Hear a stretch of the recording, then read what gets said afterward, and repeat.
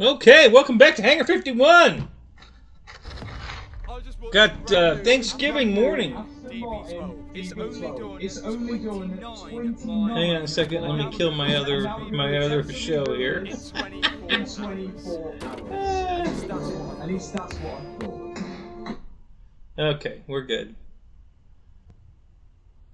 Got too many windows open. Oh, God, I'm glad I went and raised show tonight. That was cool. I just caught it by freaky accident. All right, where my guys at? Where you guys at? Hello? Come on, guys. Where are you at? We're live. Mike Bird, Reckham Roy, David. I don't know if David's coming. Randy. Hello.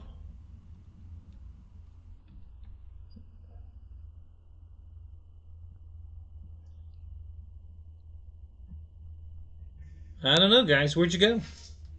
I'm here. Oh, there's 3 of you in here. Nobody's typing anything. I got a like already too. There we go. Juno, what's up? Good to see you, man. Got more on the way. You weren't in Ray's show. These other guys were, and well, maybe you were. I didn't see you in there, but so there's 3 people here, but only you and me talking. So.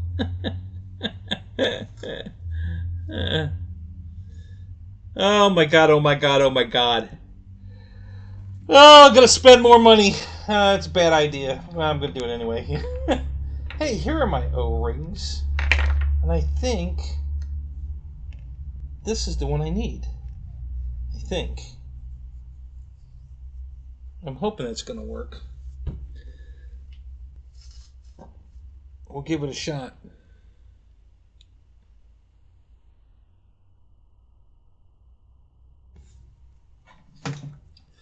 Alright, I guess I'm going to have to start texting these guys. Since they're not coming in the show here. I don't know what's going on. Let me go this way.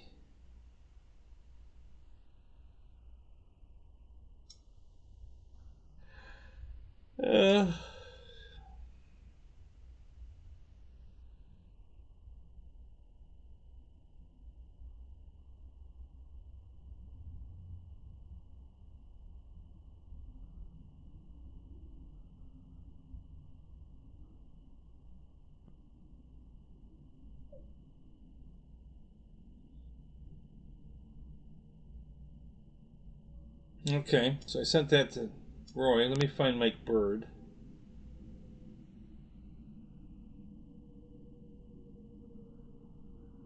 Let me back up here. I think I have Mike Bird's phone number. I think.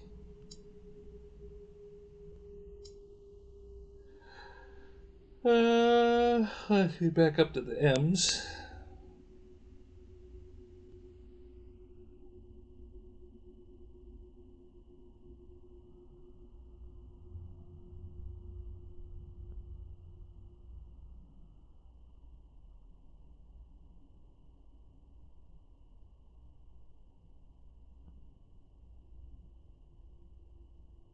Maybe not.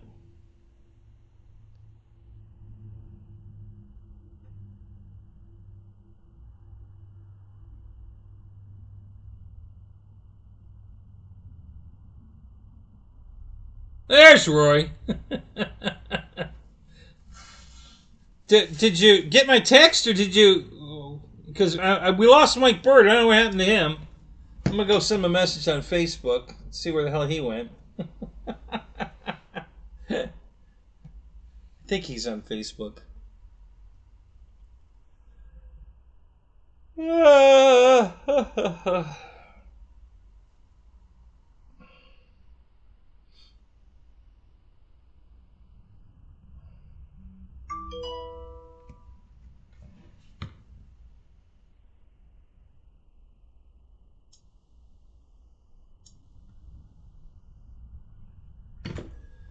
Let's see. Let me go find Mike Bird.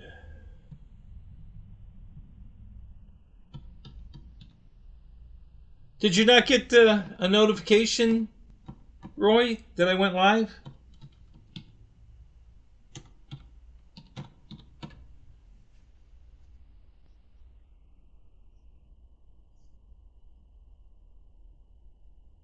I'm looking at... Huh.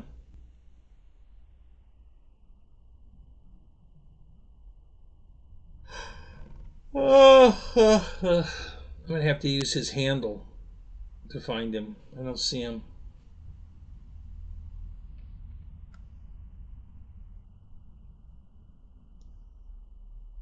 Oh, wait a minute.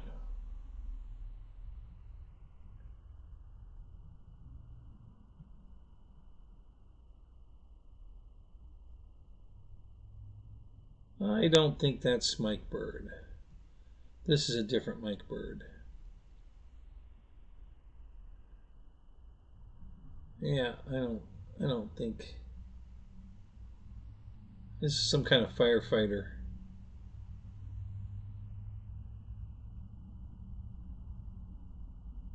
Yeah, I think this is the wrong Mike Bird.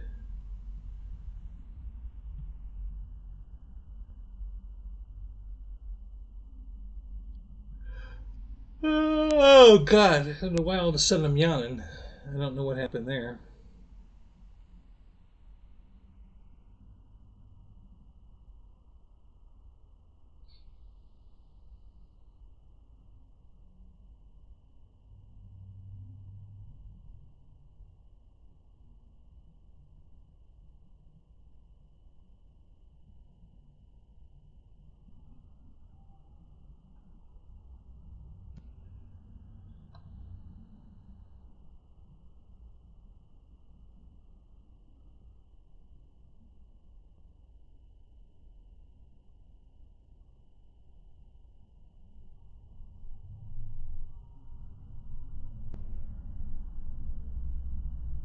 Hmm.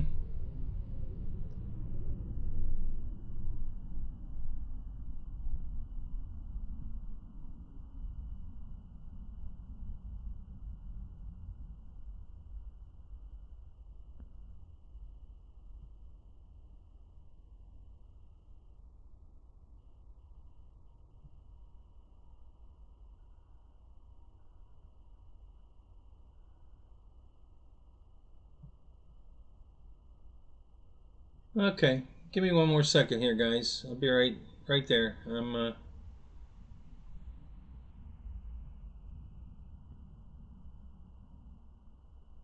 trying to find Mike Bird on here.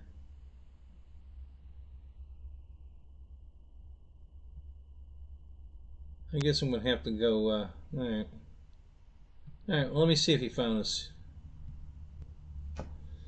Okay. So we just have Juno. We got Roy, and that appears to be it at the moment. Now, there's 6 people in here. So we got a bunch of lurkers. That's okay. You're welcome here, lurkers. I'm kind of bummed that Mike's not here. Do you guys remember what Mike's media, his new handle is? I can go look it up in another. Let me go. I'm going to have to do that real quick. If I don't, he's going to get mad at me. I don't want Mike mad at me.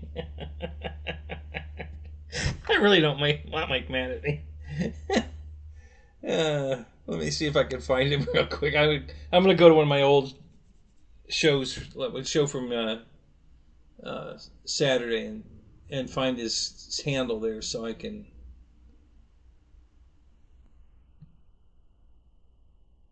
Then I can send him a message. I thought I had him in my phone, but I don't see him in my phone.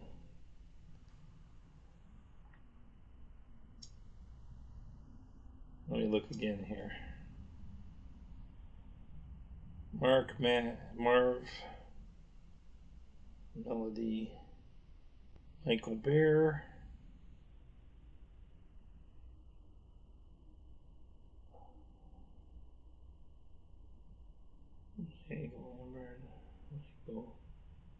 Michael writes. Then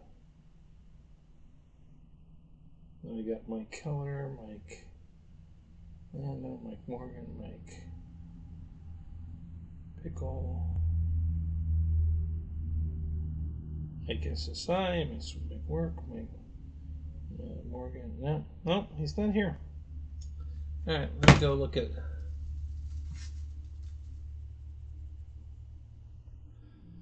Let me just start my other show for a second so I can see what his media handle is. I don't know if he's on Facebook or not. I don't remember. Okay, so here's last week. So let's go here.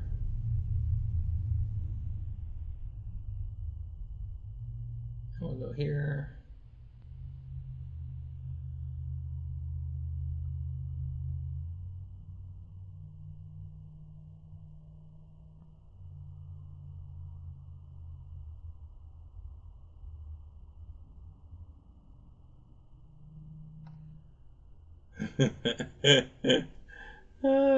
This is not good. Okay, so let me kill that, and I kill that, and then we're gonna run with this.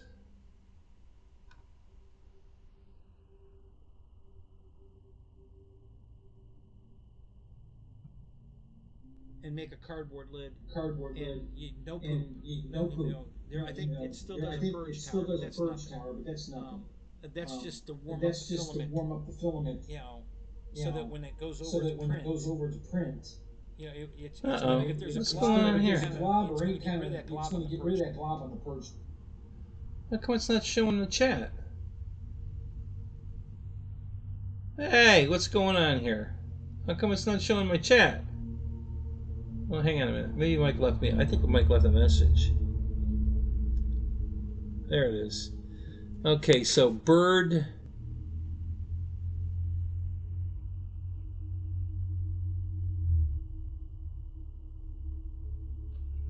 Hang on a minute.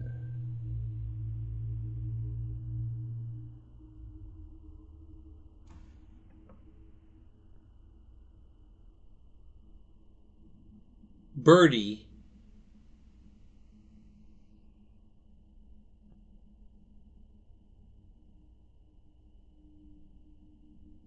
Birdie MDRC. Okay, let's try that. Birdie MDRC. Let's see if that works.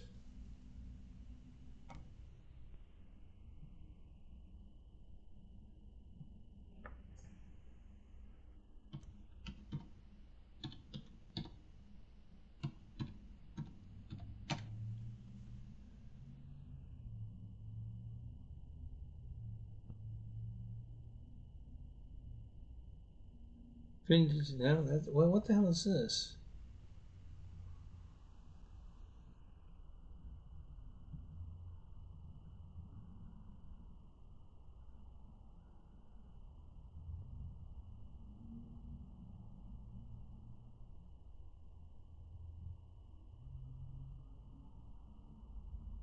All right, Mike, you're making this really difficult. Where the hell are you?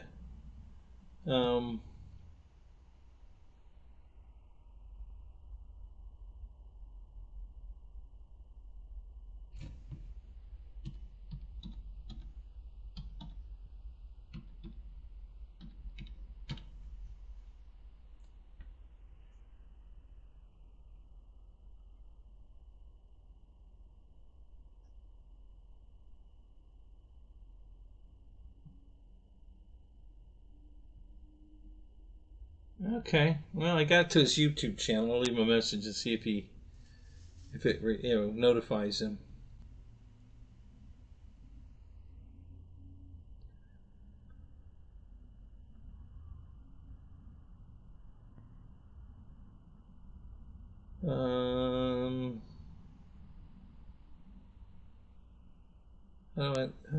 More.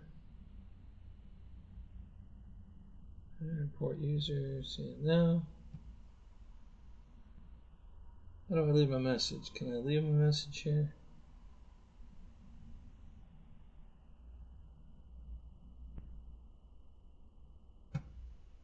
I guess this is his live one. I don't know what this, a 58-second video. Life is Something. Just one day. You born.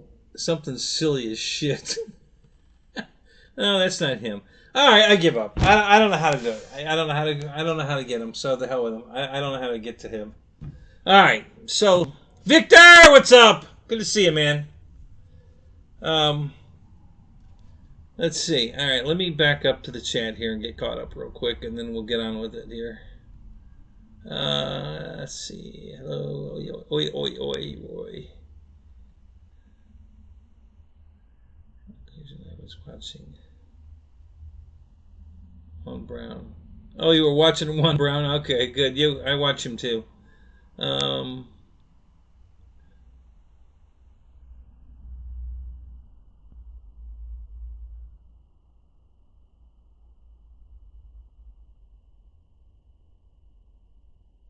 Love RC, what's up? God, I haven't seen you in forever. What are you up to? I'm gonna get to that in just a second. Hang tight, love. We're gonna. I got a few things we're gonna talk about. So, Victor, gentlemen, hello, Vic. You're flying this weekend, Vic. At least one day this week, yes. And Philip down at the bottom here. All right, welcome everybody. Good to see you. Happy Thanksgiving. I came out to the garage to just talk about a couple of things, fun things. Mostly, just quickly.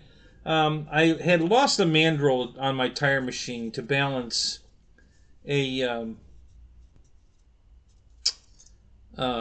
wheel that was just the right. It was a Honda wheel, so it was too big for the one mandrel, too little for the other mandrel, and so I printed one. I 3D printed it, and it really came out great. And it went on the machine tight, and I squared it up, and the wheel looked like it was running absolutely true. And I thought, damn, that was pretty cool. I couldn't believe this plastic thing would work on a tire machine. Well, it almost worked. I couldn't get it. I couldn't get it exact. Okay, so I when I balance a wheel, I'm OCD about it. So when I get it zeroed, then I break it loose. I rotate the shaft about a quarter turn, half turn, snug it back up again, and spin it again. And then it's never going to be zero. So I have to make one last adjustment. Usually either move a weight or add a weight. It's usually just move a weight. To break the, like if it's at 3 o'clock and now it's when I'm 12 o'clock after I moved it, then I split the difference right between the two. And that usually puts the weight where it's happy, and sometimes I have to adjust it by a quarter of an ounce, but I usually get it to zero, and then if I spin it again, it'll be zero again. Well, I couldn't get every time I did it, this wasn't getting it close enough, and I kept getting errors, not errors, but more weight. It wanted more weight here, it wanted more weight there. I could never get it to, I finally had to give up. And I ordered some mandrels on Amazon, so they'll be here Friday. But that was a good shot. It worked. I mean, I got the wheel bolted up, and it was running true as hell. I thought I had it, but I obviously didn't have it close enough. It was really close, but not close enough. Not to really balance the tires. So anyway, I think I gave it a shot. Okay, so what else is going on? Anything in the shop here new? No, just really loving my car lift, guys. My 4-post lift I am using that thing to death. I mean, to death. There's always a car on it. So it's just, I've done 4 oil changes on my own vehicles. I got one more to do, at least one more to do. And actually, I've got 2 more to do. I did the wife's car, did my truck, I did my Daytona, and I did the, what was the other one I did? I think I did I did the oil in the new wagon, the black wagon. So I did 4 oil changes. I still want to do the white wagon, and I got to do the other Daytona actually, and I need to do the Super Bee also. So I guess 2 or 3 more oil changes to do, but yeah, yeah, I'm gonna. Yeah, you know, I've got time to go flying tomorrow.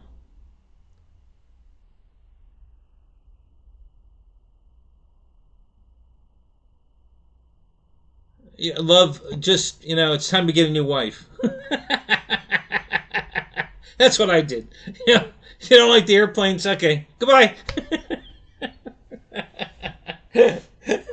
I just, you know, I told her when we got married, listen, don't ever make me pick between my hobbies and you, because you will not like the answer. So she's gone. You know, actually, she's not. She's like a bad penny. She keeps turning up, but we're divorced. But she's back living with me again. But I'm sure she's going to be leaving again. So she's going to retire probably in January, and then I know she's going to move to Georgia to. Yeah, tell her I have 100. Well, I'm approaching 200 now, so tell her that. You know, tell her that she should be happy that you only have 20. Because I'm approaching 200, so with the cut, you know, I don't even know. I can't keep track anymore. But I'm ordering 2 more tonight. I'm the SU-27 from FMS and the Catalina from Hobby King. I'm ordering both of those tonight. So yeah, I got 2 new ones coming. Just got 4 new ones. You know, I bought the FMS P40, the 1400 size. I bought the 1400 size. T28. I bought the 1400 size Corsair, and then I bought the Decathlon from Flght Horizon, and I bought the what was the other one? Oh, the 1200 millimeter P47 from Horizon, and I bought with my 30% off as an elite member, which is gone now, but I used my 30% to buy the F-16 80 millimeter Thunderbird jet from Horizon. So yeah, so I bought all. So that's like, I don't know, that was like 6 or 8 airplanes. I don't know. And I'm ordering 2 more tonight. So, but that'll probably be it for the rest of the year. I don't think they're coming out with anything else. It's too late in the year to come out with a new airplane. I don't think they will. So that's probably going to do it for me.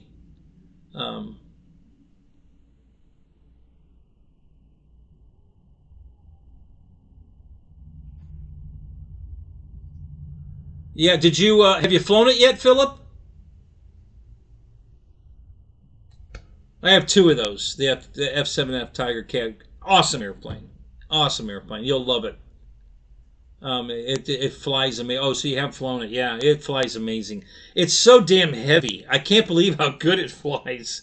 That plane is heavy, and but God, it just flies so good. Oh, I love that airplane.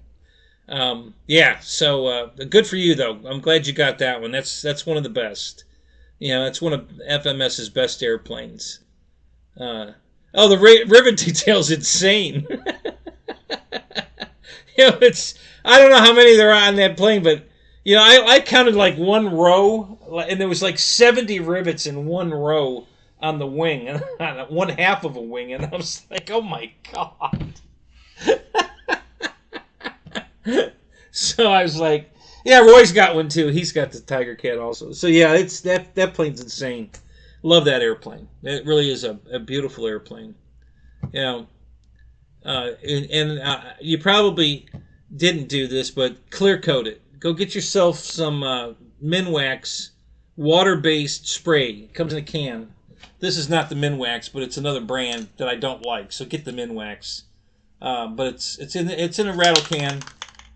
You know, polyurethane, water-based. Don't get the oil-based. Get the water-based, and clear coat it. And oh my God, it pops when you clear coat it. Yeah, awesome airplane. So yeah, so I'm ordering I've been wanting to get the SU-27, and it keeps going on sale. You know, it hasn't. I don't think it's ever gone more than what's on sale right now. It's $70, I think, is the best I've seen it. So I'm going to go ahead and get it. I thought it would go to $100 off, but I haven't seen that yet. So I'm going to settle for the 70 and order it. I'm tired of waiting on it. I really want that airplane. I just think it's a cool jet. It's big. I love the blue color. I like the blue color scheme. It's visible, so it should be easy to see in the air. And yeah, I'm looking forward to that one. So Philip, did your F7F come with the reflex or without? What did you get?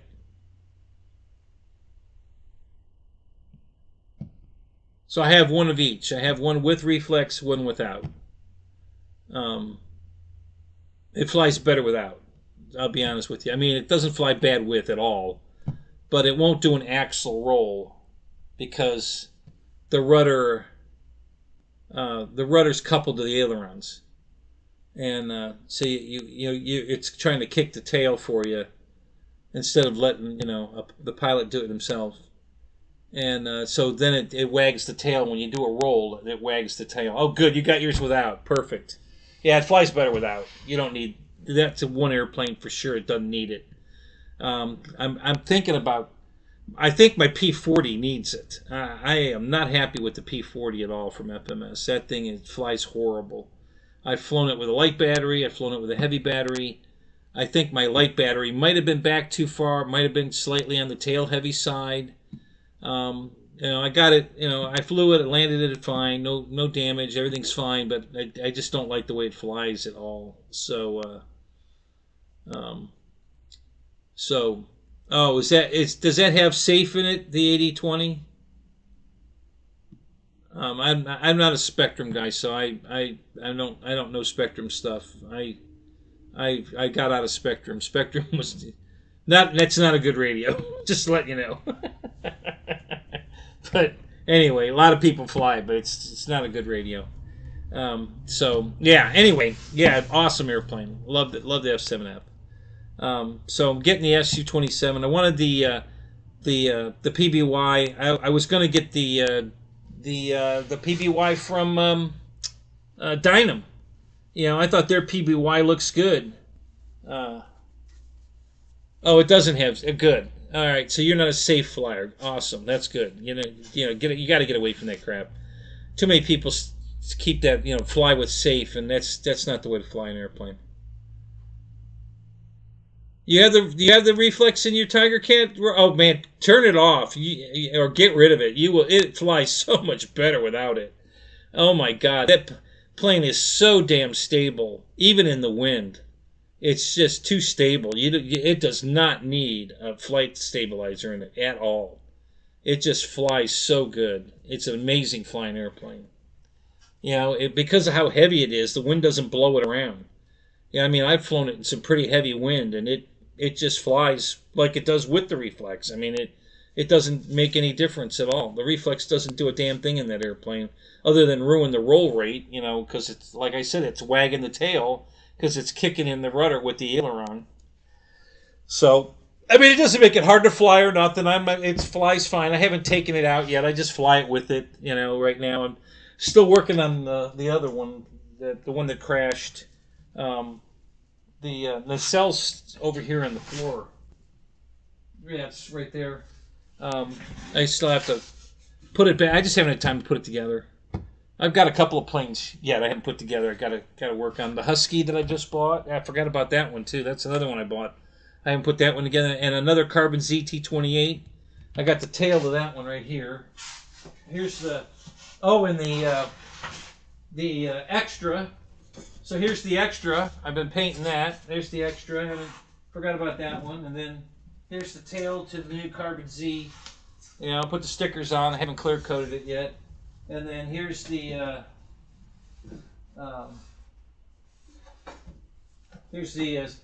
horizontal stabilizer for the P-47. I've got all these airplanes all over the place. The wings to the Husky are right there. Yeah, they've got airplanes everywhere.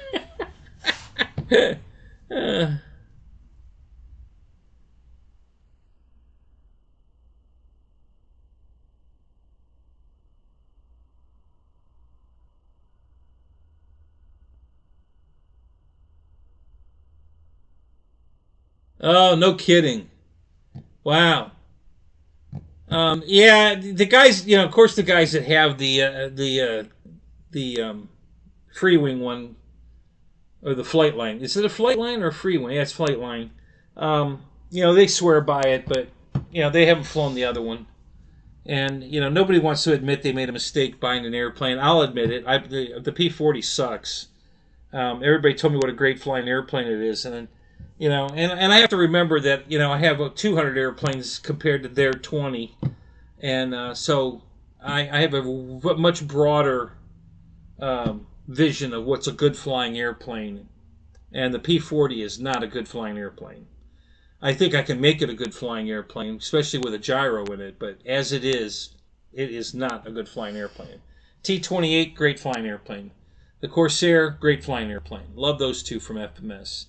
P-40, the old version was no good, and now I'm not giving up on the P-40 yet. I think think the second flight was my fault. I think I had the CG too far back, so I'm going to give it one more try. I'm going to put the light battery all the way in the nose as far as I can get it and try it one more time. And then if I don't like it after that, it's either going to become a hanger queen or I'll put a stabilizer in it. I'll probably put an oar in it is what I'll probably put in it. There's no comparison. Yeah, and that's the part, you know, I can't understand why. I mean, I know the price is the big reason. You know, the Flightline one is much cheaper, although I doubt it anymore.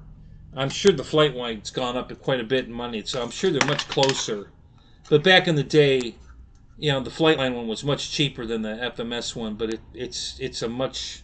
I mean, the FMS is a much better airplane. Yeah, so it's worth more money.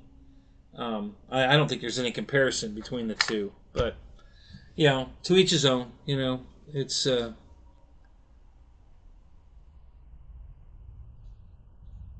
it's got way more detail. It's bigger, and I just personally, I haven't flown the other one, but I'm betting it flies better. Um, that plane particularly is so heavy, and it's probably one of the heaviest airplanes FMS makes. The 1700 Mustang I thought was really heavy, and it is, but I think I think the F7F is even heavier. But both those planes fly amazing, just absolutely amazing. Um, oh my God, the nose gear on the FMS F7F is amazing. That nose gear alone is a work of art. No problem. No ifs, ands, or buts. It is absolutely a work of art. The mains are too. I mean, the mains are super cool too. But the nose gear, you know, the way they tricked it into looking like, you know, it's a caster wheel on the front, which is what the real one is. But ours is actually steerable. It is very cool. So I love the way they did that. But what a beautiful airplane. It flies awesome regardless of the weight. I mean, weight or not. I mean, it just. I was afraid when I bought my first. I have two of the 1700 Mustangs. I have the silver one and the Furious Frankie one. And I bought the Furious Frankie used from a guy in Orlando. And I drove over to Orlando to pick it up. And it was, you know, together when I got there, and I took it apart to bring it home. But I picked it up off the table, and I've got my hands underneath it, and I'm kind of holding it with my fingertips, and I can feel my fingertips, you know, squishing into the foam. And I'm like, oh my God, how much does this thing weigh? And I finally picked it up, and I put my palms in there because I didn't want to put, you know, 8 fingerprints in it. And I'm like, God, this thing is heavy. And I says, I know it flies, but oh my God. And then the F7F, oh my God, that thing will give you a hernia. So, you know, it's just amazing that it's good. You know, I mean, I don't go full throttle on takeoff on any of my airplanes. You know, half throttle, usually maybe a little more than half throttle, and I let it take off scale. I use, you know, more than 5 feet of the runway, and let it take off in a nice smooth takeoff.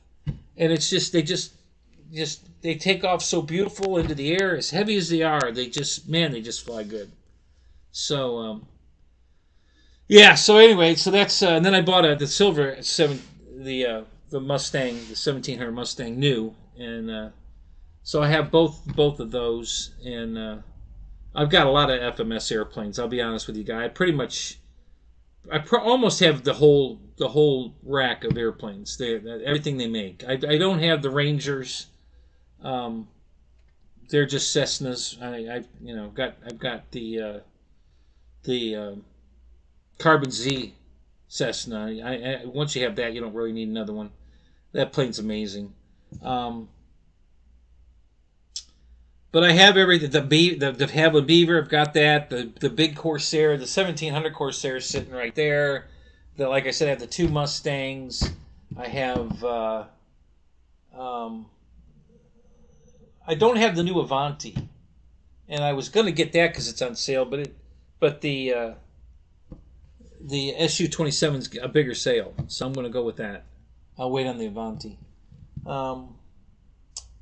Let's see, what else is FMS? I mean, I pretty much have everything FMS makes. I've got the 1700 Corsair, the 1400 Corsair. Same thing with the Mustang. I've got 5 of the 1450 Mustangs, 5 different color schemes. I've got yeah, it's a great airplane, Roy. It flies great. It's like everything else they have. It's just a really nice airplane. Very stable, very easy to fly, easy to land. Really nice airplane. No reflex in that one. I've got 2 of the 1700 Cubs. You know, that Cub with the, I guess it's an Alaskan like silhouette on the side of the plane. I should have cleared mine. I may still. Maybe I'll clean it up one day and clear it. I get too excited. I want to put them together and go fly them. I don't want to take the time to, because to clear it right, it takes time. You got to paint one side. You can't put it together. You got to get. I mean, I don't anyway. I paint it apart. So you got to paint the one sides of the wing.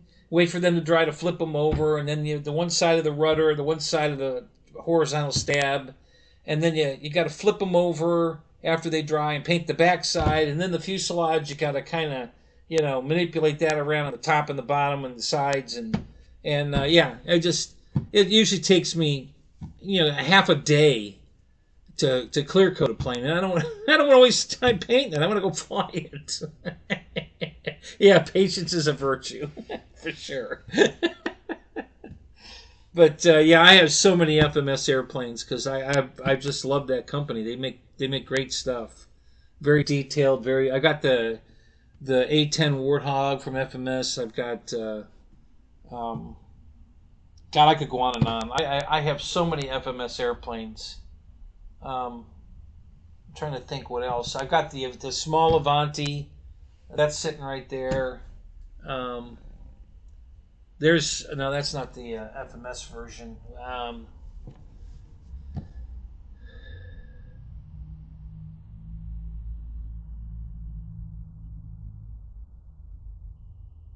It's not. Well, it's called Minwax.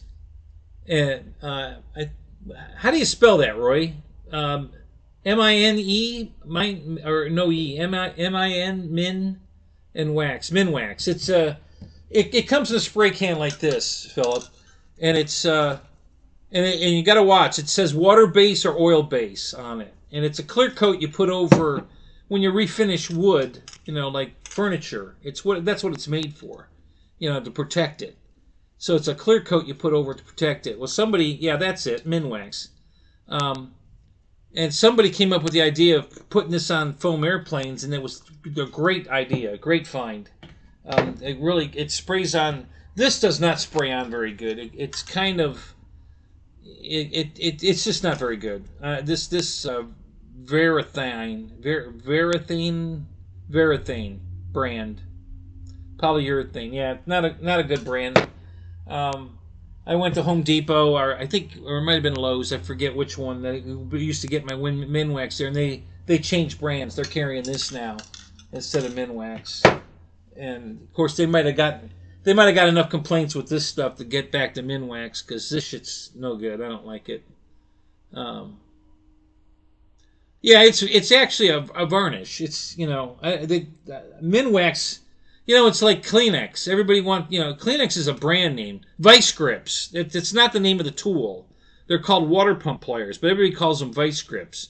The vice grips is a brand name. It's not the name of the tool. You know, so yeah, there's a bunch of different things that we all take for granted. You know, with word association. You know, name association. So yeah, Minwax is not wax. But that's just the name of it. You know, Kleenex is a brand. Tissue, it's a tissue. It's not Kleenex. But most people say, hey, do you have a Kleenex?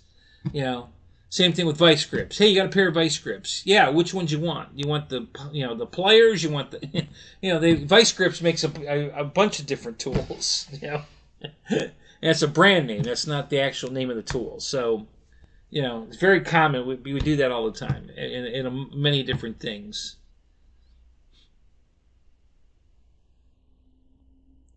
I think the Minwax actually adds a little strength to the foam as well. I think you're right, and so it makes it a little less prone for dinging. You know, it takes a little bit harder, to bang when you bang something into it. It's not as easy to damage it without the Minwax on it. With Minwax on it, it's definitely a stronger surface. And I don't know how much weight it adds to the plane. It doesn't seem to make any difference. My original Tiger Cat without the reflex in it, I did not clear coat, and this one I did, and they fly identical except for an axle roll. Hey, David, you made it. How you doing, man? I do not have that one, David. Everybody says that they love it, but I can't confirm or deny that.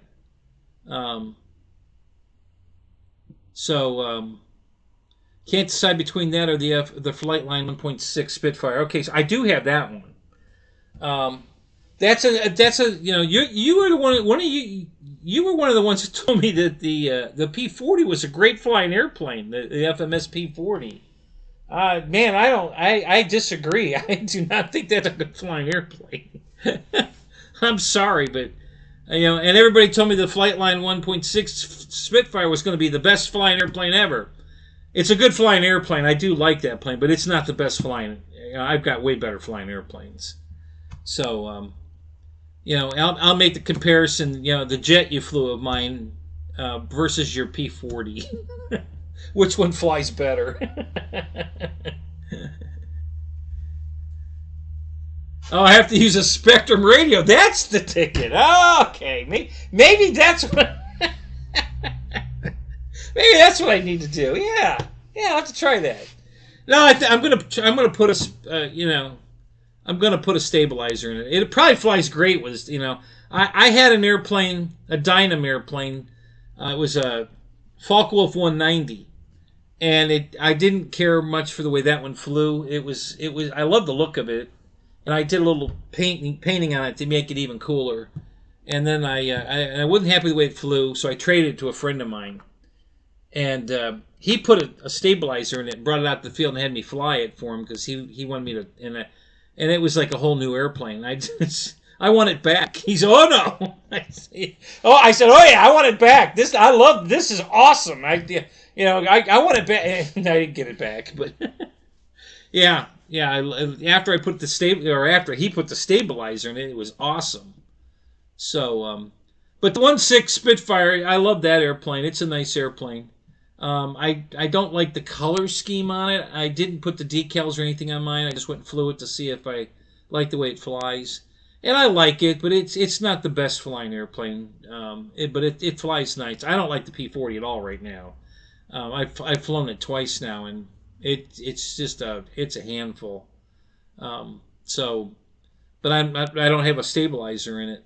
So I'm assuming if you put a Spectrum receiver in your P-40, it does have a stabilizer in it. Is that right, David?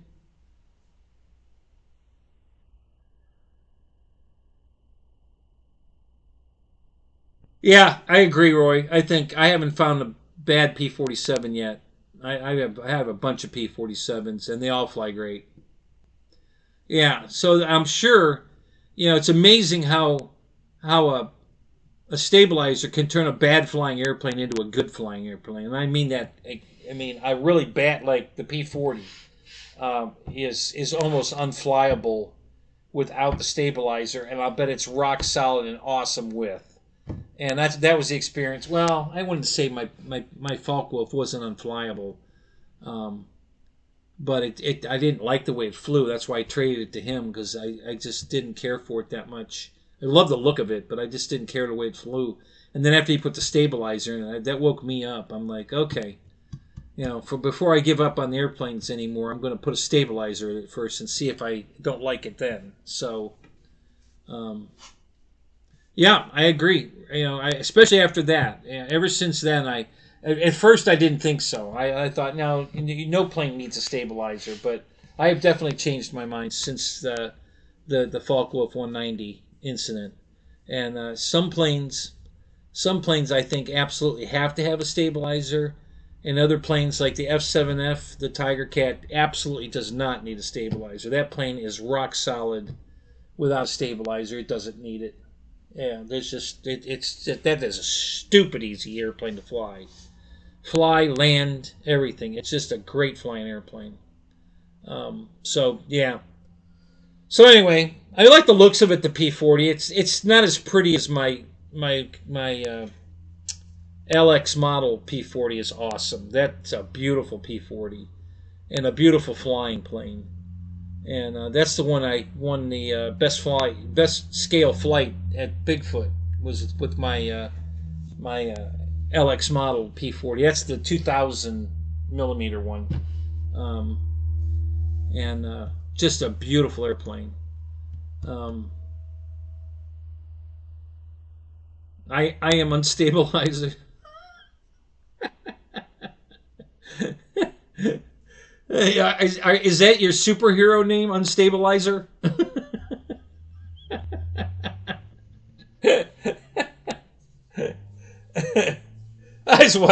I watch a lot of Whose Line Is It Anyway? I don't know if you guys know that show or not. Some of this the gags, when they pull a name out of the hat, or a thing to do out of the hat, and then they have to do it.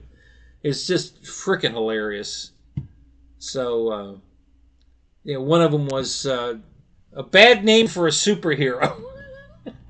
So one of the guys comes out, he goes as he walks out. He says, "I'm flatulent man." Oh God.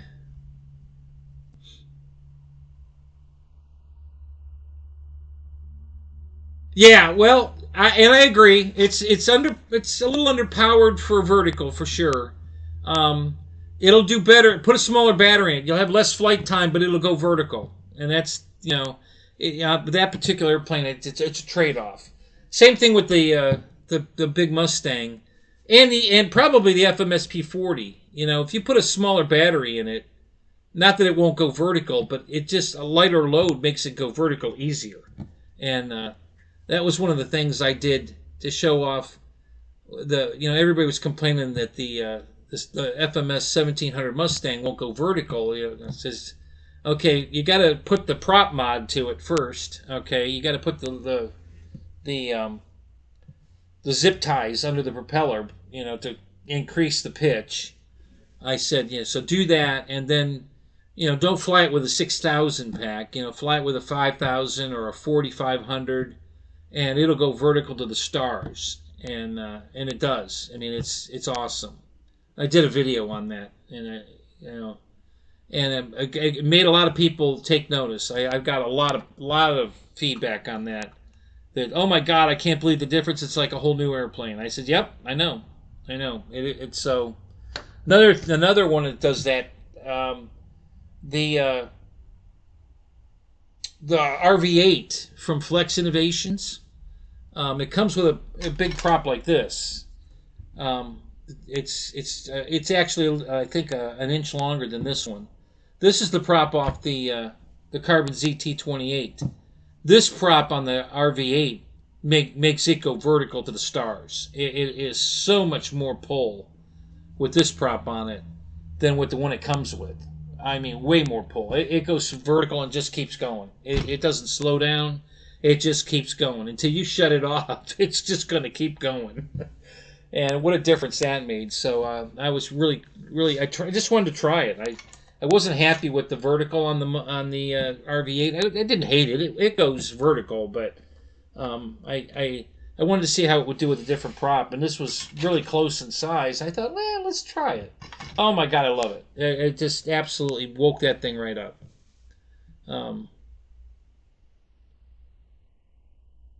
Yeah, what battery are you flying it with, Roy?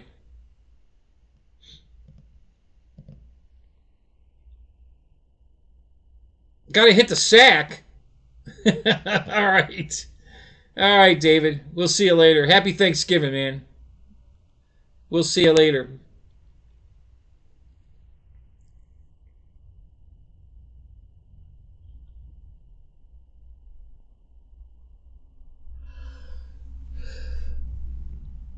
Yeah, that's the other thing, Roy, you and I have in common. We have, some of the strange airplanes that nobody else has, like that P-40, for instance. You and I are about the only two people. Fred doesn't have one. That's one of the planes Fred don't have. I hate it when my sack gets hit. Yeah, I agree with that one. Yeah, maybe a 4500. Yeah, it'll definitely, it won't fly any better. Just regular straight level flight, but it'll make a difference on a vertical. It definitely. Yeah. We keep, him and I keep joking about how we both, who's got more airplanes, and I still think he's got more airplanes, but we have a couple of planes different. Like he's got the 1200 Spitfire from Horizon, the E-Flight one, and I don't, and I wish I did. I love that airplane. I keep hoping they're going to bring it back, and I think they will. Because they just brought back the P-47, and the other one they brought back. God,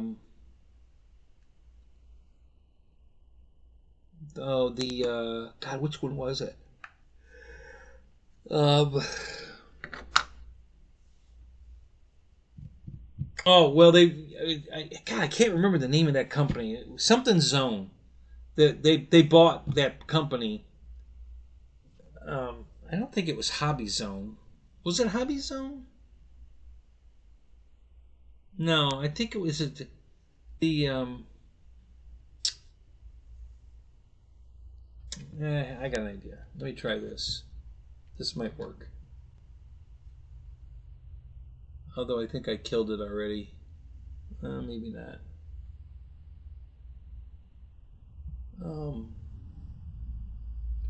I want to say it was like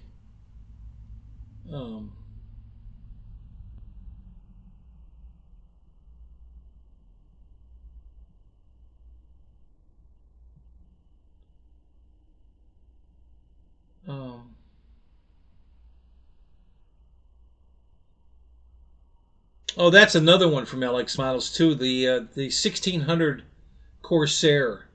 God, what a beautiful airplane! And that's the one that's got the folding wings, and I absolutely love that one. That's just an awesome airplane. Um,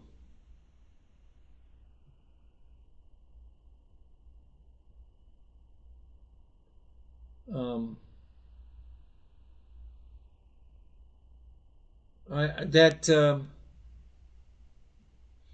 I'll tell you in a minute. Let me just look it up here.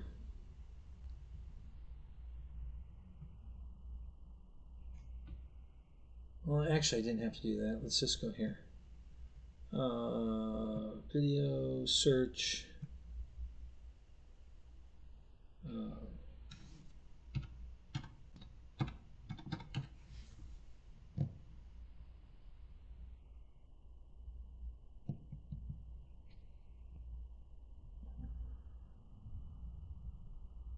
So they bought out the other company.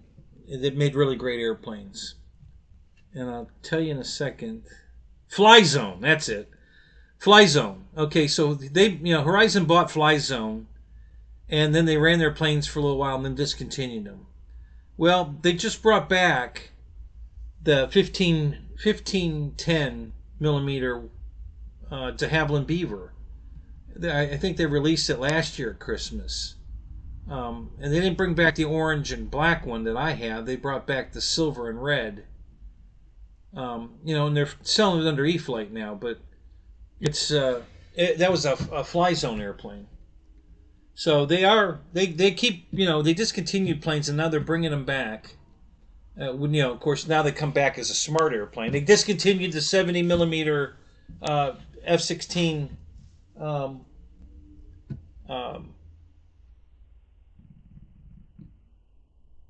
Thunderbird plane, but they overlapped that one. I mean, they discontinued it, but they still Hobbytown still had inventory in stock, and then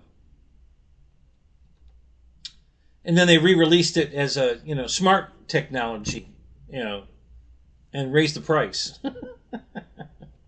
So I bought two of the old ones without the smart technology in them because I don't need the smart technology in them. So I have two of the old F-16 70 millimeters, and then I have two of the 80 millimeter F-16s.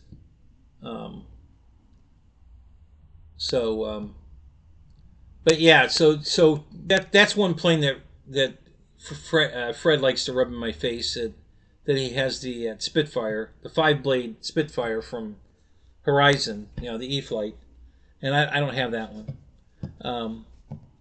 But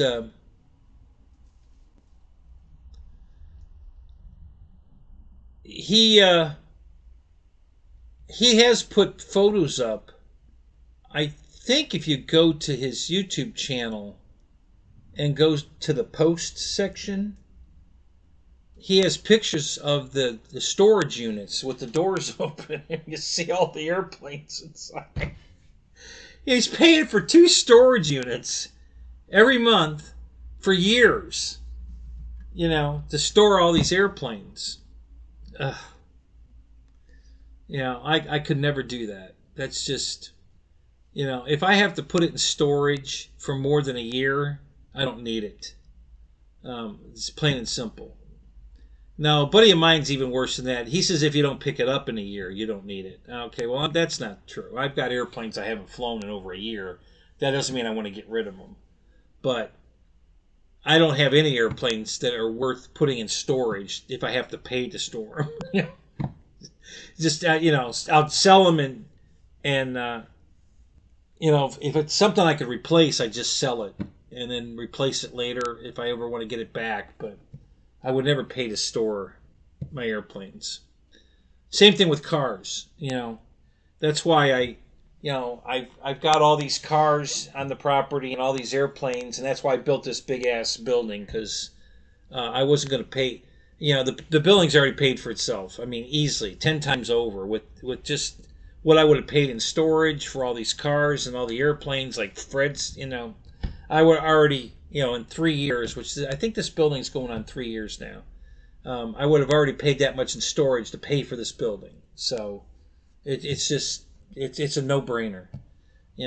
I couldn't do that. There's just no way I could do that. I can't waste money. I am so frugal with money that I don't mind spending it. For good deals. These airplanes are on sale, though, too. I'm ordering tonight. So that's why I'm ordering them. But, spending money on things, useless things, and, like a storage unit for my airplanes. There's no way I could do that. I'd rather sleep with them in my bed and trip over them in my house than pay to store them someplace. It's, and Bo offered to let me keep a trailer out at the flying field with airplanes in it, and I said no. I said I want to be able to, if I want to go look at that particular airplane for some reason, something comes up, I watch a video, something, I bug up my butt, and I walk out, and oh, that's right, that one's at the flying field. Oh no, that would kill me. I want to be able to go out and touch it. now. Right now, if I need to go touch it, I want to be able to go touch it right now. So now a lot of these airplanes behind the wall behind me, because that's where all my airplanes are. They're on the other side of this wall. Until I got the lift, there were a lot of those planes I couldn't get to because of the way my one Impala was blocking access to that. But when I put the lift up, I moved the Impala over, and now I can, and I cleaned out that area over there, and now I can walk around the backside of where the Impala was to get over those airplanes. So now I can get to those airplanes. So, and there's all my RC cars over there. Man, they're super dusty. You know, all the sawdust.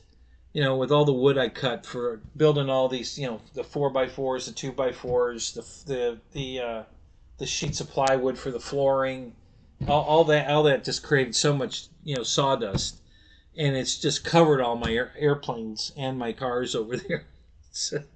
So yeah, each thing's going to get a bath when I finally move them over here from over there.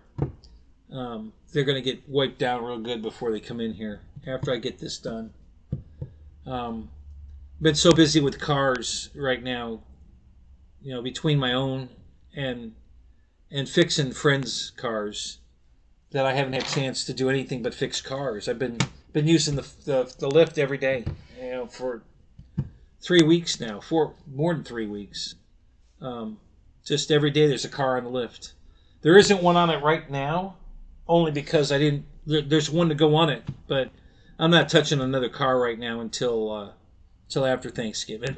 So probably Black Friday. I'll bring that one car in I got to fix. I'll bring it in Friday and look at it. I'm not touching it before then. Screw it. I need a break.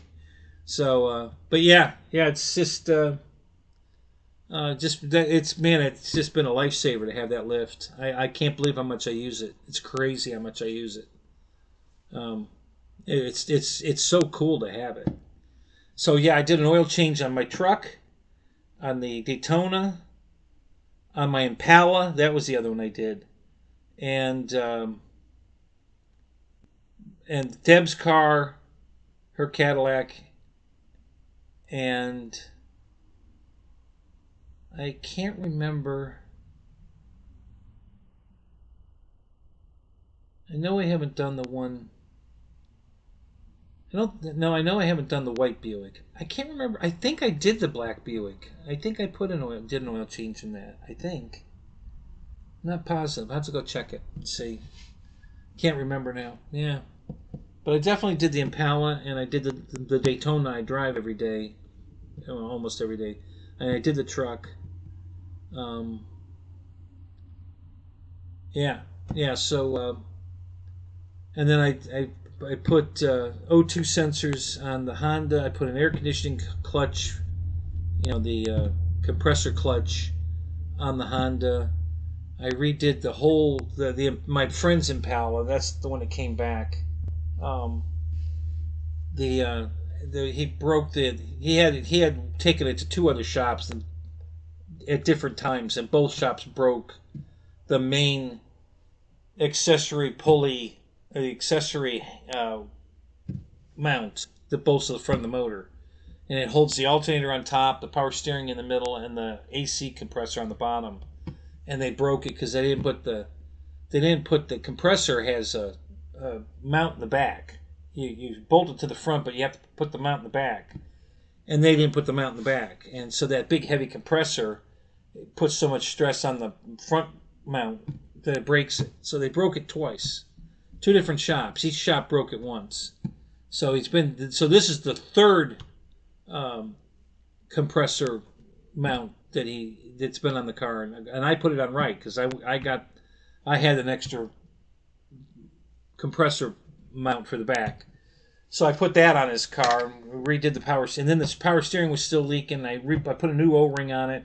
That stopped it leaking, and he's only had the car 2 days, and all of a sudden it started leaking again. I'm thinking, you know, I put a black O-ring on it. That's what was on it, but maybe I need to use one of these green O-rings, these AC O-rings. I think these are nylon. They won't be affected by oil. I mean, power steering fluid's not supposed to affect rubber, you know, like oil will. You know, it's like, you know, for years, what did we put in power steering? automatic transmission fluid. Well, automatic transmission fluid's not oil. It's a synthetic something, so it doesn't affect rubber. You can use that in rubber. Like brake fluid, same thing. It's not made out of oil. It's something else. So, but this new power steering fluid, now that we have a special power steering fluid, I don't know. I don't know if that's what broke. I don't know where the leak is. I haven't put it on the rack to look. But apparently he says the power steering's leaking. He could be wrong. I don't know. We'll find out. But anyway. God, I just love having the lift, though. It's so much. It's so wonderful to work on cars this way. It's just so much easier. Bring the car up to eye level, Put a jack under the car on the lift, jack it up, change the wheel. The wheel's right here. I don't have to bend over. I don't have to get on the ground. Just it's right here. Just take it off, put it on. It's just a game changer, totally. The oil changes. Super simple now. I don't have to crawl under the car, put it on lifts, on ramps or any of that bullshit anymore. Go lay in the dirt. None of that. I don't have to do any of that anymore. What a game changer. All right, so let me... I'm sorry, I've been rattling on. All right, so let's talk about... So FMS has got some sales right now. And they've got a good sale going on stuff that, some of you might want. I know I do. Let me move this out of the way. I don't know why that... There it goes. Okay. So, I'm just going to give you a quick rundown on what FMS has on sale. Besides the SU-27, which is, I think, $70 off. I'm only going to do airplanes, guys. I'm not going to go through all their surface. Well, I will if you want me to. They've got surface stuff on sale, too. And I've got a bunch of that, too, FMS. I have a whole bunch of FMS surface stuff. Believe it or not, I didn't think about this, but, looking back, I probably have more surface vehicles, radio control surface vehicles, than RC airplanes. The difference, though, is most of my surface stuff is toy grade, Toys R Us stuff. Not the hobby grade FMS. I have a lot of that now, but I probably still have more toy grade stuff. Because for instance, right behind me on the top shelf, the Mach 5 up there is radio controlled. Okay, and that's toy grade right there. That's a toy grade radio control car that I loved. I mean, it's awesome, but it's toy. It's a toy grade. And right next to it, the Chevelle, that's hobby grade. That's a low C. It's a 70 Chevelle, I think, drag car. So, and then there's a whole bunch of cars up on here that are toy grade. I think there's some toy grade stuff up there too.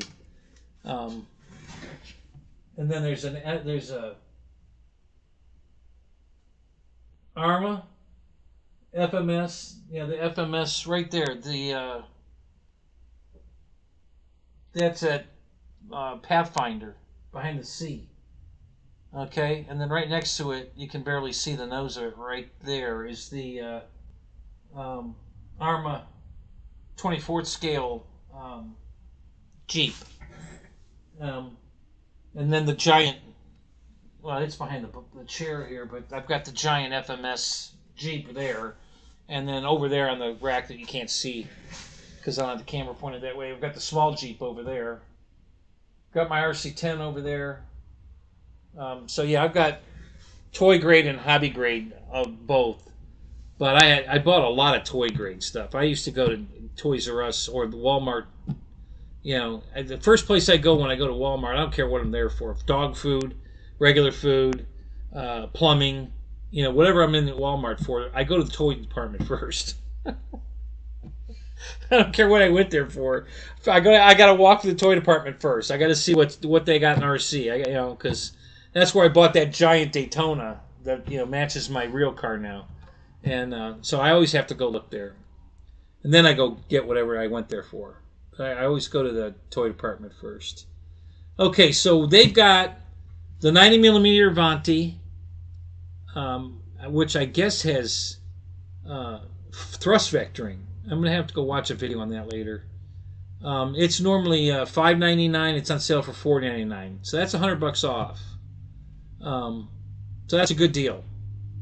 I'm not crazy about the color scheme. It's that orange and yellow and black, and it's got the number 18 on the tail, and I don't know. I'm not crazy about it. I love the color scheme on the small, the 70 millimeter Avanti much better than the 90 millimeter there, and the nose on this is blunter than the 70 millimeter. The 70 millimeter, the nose is longer. It doesn't have quite as big of rake, like it does here. I like the 70 better. I love the color scheme. This is the version 2, or it might be version 3. But it's the gold, blue, and orange, red, scheme. I really like that. It's a pretty airplane.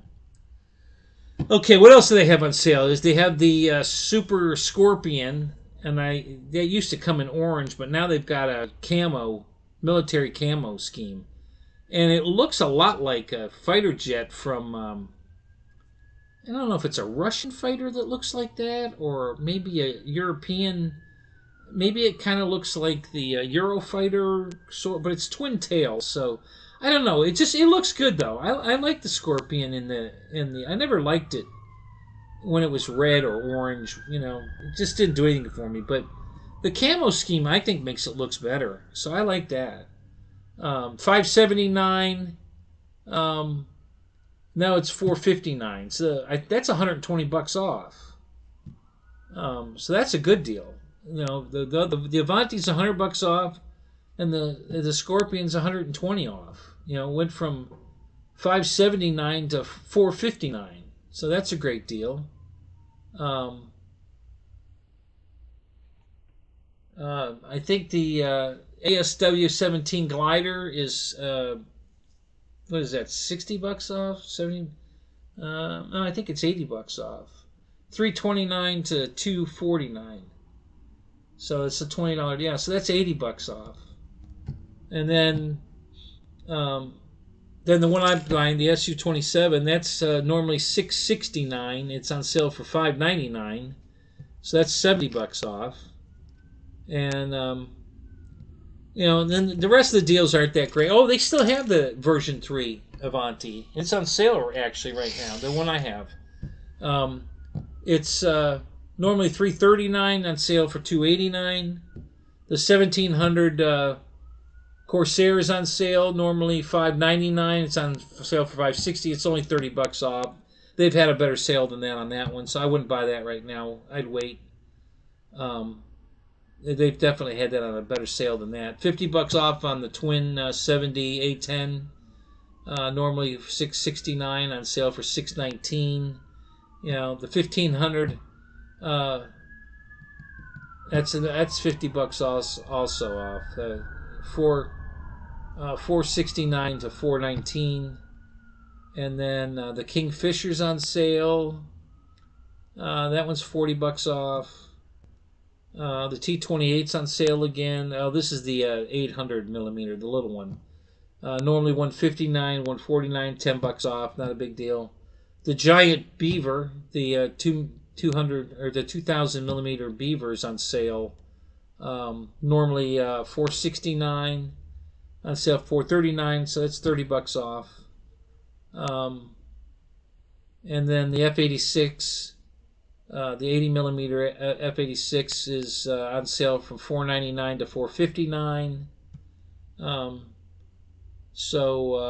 And then that's the last two are the Super Easy's on sale from $209 to $189, and the Ranger.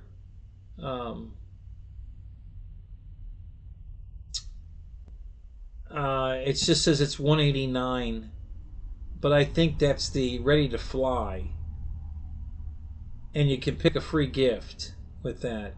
So it's the 1220 millimeter Ranger, which is it's a Cessna 150 is what it is. It's 1220 millimeter, so that's your standard E-flite, basically. Comes with reflex. version 3, ready to fly or plug and play. And I don't know which price. I'm guessing the 189 is the plug and play price. And then last but not least is the Rafale with reflex, the small one though, the 64 millimeter, and that one's on sale for $199. So it's only $20 off. All right, so that's there. Let me go to Hobby King and tell you what's going on there. They've got some sales going on also. Let me tell you what they've got. They've got a lot. I'm not going to go through them all. They got a lot of airplanes on sale. I'll just hit the highlights. So the PBY, the one I'm ordering tonight, I think that one's $60 off. I think, yeah. Normally $449. It's on sale for $389. So that's $60 off. So I'm buying that one. What is that? It's a new one. They got a new airplane. It looks like another Viper. Let me look at this a minute. I don't know what this is. It looks like a Viper. But I don't know. It looks. I bought the little one, the 64 millimeter, the green. Oh, it's just okay. It's a 64 millimeter black edition. Oh, we got the black edition. $20 off. Normally $199. It's on sale for $179. I don't know what the black edition comes with. Does it does it have retracts now or something? I don't know. Let me look real quick, see if it tells me anything. Let me look at the bottom of it here. The bottom picture tells you the story. If it's a smooth bottom wing, then it doesn't have retracts. Obviously, yeah, no retracts still. You can put the wheels on it, or you can take them off and hand launch it. Personally, flying a jet with wheels down is pointless for me. So I just take the wheels off and hand launch it. So, and I haven't flown the green version yet. I like the green one way better than the black one. That's just me. All right, so let's get back to what else they got going on. So the PBY, $60 off. The Bearcat that they have is $34 off. I'm only going to hit the highlights. If it's not $20, $30 or more, then it's not worth bringing up. That twin tail jet, I forget the name of that damn thing. It's a British jet. It's got twin tail elevators between the tails. And it's got the jet nozzle at the back. I forget what they call that thing. That one's $55 off. Normally $204. It's on sale for $149. I already have two of these. The Albatross, Coast Guard Albatross seaplane. That's $90 off, almost $100. $359. It's on sale for $269. And that's what I paid for the one I bought. So one of them's right there, and then I've got one brand new in the box. I haven't taken it out of the box. I love that airplane. Nice airplane. Flies real nice. Okay, what else we got? We got $83 off. The Yak. I believe that's the Yak 11. That's on sale for $83 off. So that's a good deal. That's pretty much the highlights of that. There's more planes on sale, but they're $12. Silly. A $12 sale is not a sale to me. That's not worth mentioning. So I'm not going to go into all that. I do want to check out their helicopters real quick and see if they've got any of those on sale or anything new. I love that one helicopter. I don't know what they call it. I'll tell you in a second because I got it from here. It's got an internal tail rotor. The rotor's inside the housing. It's not exposed. And it's, I don't want to call it toy grade, but it's a small helicopter. Yeah, it's the very one I like. It's on sale right now for $149. Guys, if you want a great flying helicopter, if you don't have a helicopter, you want one to fly, you want to learn to fly helicopters, this is it right now, and it's on sale for $149. It's worth every penny of that. It's called the ERA C190, and you know, hey, I could, you know what? I can show it to you. I just remembered I've got the I've got that working now. Let me put it up here real quick. And I can go. I've got it out in the truck. I can go get it if you want to see it live. But it's pretty big. So this is it right here.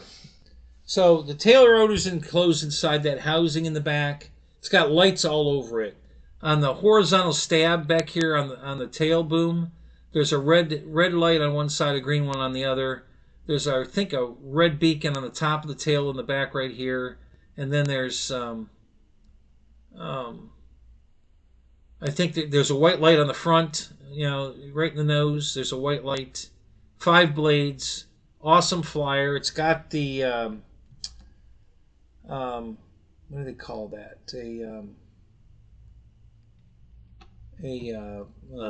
God, what do they call that? A LiMAR camera. Keith Christie, what's up? How you doing, man?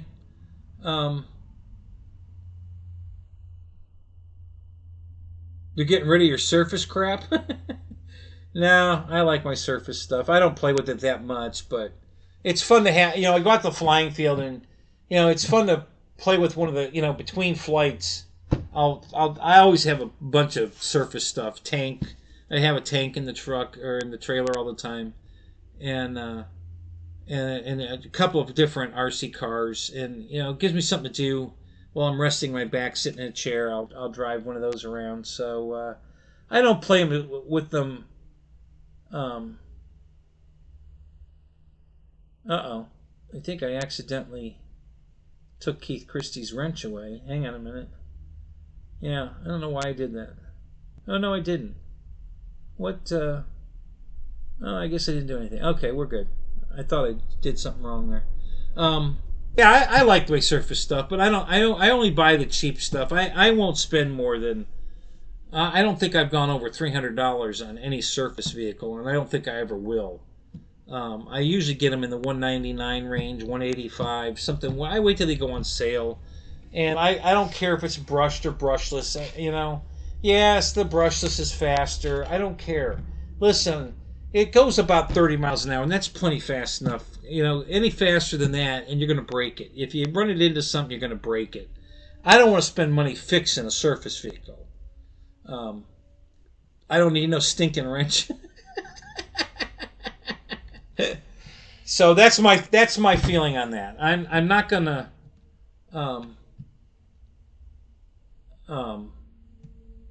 I'm not gonna spend money on Surface. I'm just not gonna do it. So I'll spend little money on Surface. But I'm not gonna buy an $800 truck that goes 100 miles an hour. I don't give a shit. I ain't doing that. I'll buy an airplane that goes 100 miles an hour. I don't want a Surface vehicle that goes 100 miles an hour, because when you run that into something, it just disintegrates. So, just like the airplane would if you ran that into something. So yeah, I'm not interested in that. Yeah, mine are too. There's, I'll admit it. Juno, mine are mostly dust collectors too. But they're cool. It's fun to look at them and play with them. Pull one off the shelf and go run it around. And I've got, doubles of some of them too, just because they were great deals. Like Gravedigger, the Gravedigger truck. That thing's cool as shit. I love that truck. And I bought 2 of those. One's still in the box. And then there's the Surface truck for $95, or it was on sale for $95 at Christmas. It probably is this year too. As a matter of fact, I think it is the what do they call that? The Voltage. It's a brushed off-road truck. Great truck. I have 2 of those. Great truck. I've got the Surface version also. I got 2 of those. When they're giving them away, and then they were giving away the body. I bought the bodies back then that were the red, white, and blue scheme. Well, normally this body's like $70. So and this is the other scheme. And let me take it out of the bag.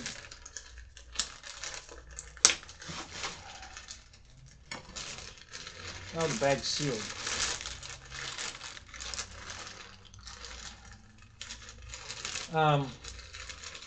So why? I should have bought one of each color, but I didn't. I bought 2 red, white, and blue ones. Well, then they had this body that's normally $70 on sale for $19. Okay, now for $19 I'll buy it. And now I'm really glad I bought it because in the picture it doesn't do this body justice. It's way prettier than the picture shows. I think. That's why I didn't buy it when I didn't think that the body looked that good, but now that I bought it and I see it, I really like it. So I'll show you so this is what it looks like here. That green just pops. It's a beautiful green color. Let me put that up there like this. And the black, and that's a big truck. That's a good sized truck. So this is a surface truck. This isn't a, this is right on the ground, the low profile. It's got a wing on the back of it. Yeah, so I've got 2 of these in the red, white, and blue, the full truck, and then I bought this body to have, the option to put this body on it. But yeah, I'm really happy with this body. In the pictures I didn't really like it, but yeah, it's pretty cool. What's the license plate say? If in Rainington, I don't know. Rexton? In for I don't know. And you guys figure out what does that say? What's that mean? So anyway, yeah, I like this body. I like the color. So I'm glad I bought this for $19. Yeah, no brainer. So yeah, I'm glad I bought it. It gives me the option now to change colors. If somebody would come over to play with me and we'd get both trucks out, I could put this body in one of them, so we're not driving the same colored truck. We'll each have our own color. So yeah, very cool. I like this truck. Don't just bash, blast. That's what it says on the bottom here. Yeah. Don't just bash, blast. Oh. So yeah. So I'm really happy I bought that for $19. That was a good deal. I wouldn't have bought it at 70. But at 19, yeah. Oh, and it came with the wing too. The wing's in the bag. That's kind of odd because the wing's mounted on a... Oh, I think the wing is mounted to the body. Did they give you the... I don't think they gave me the fasteners, though. What the hell good is the wing without the fasteners? Hang on a minute. Let me look at this.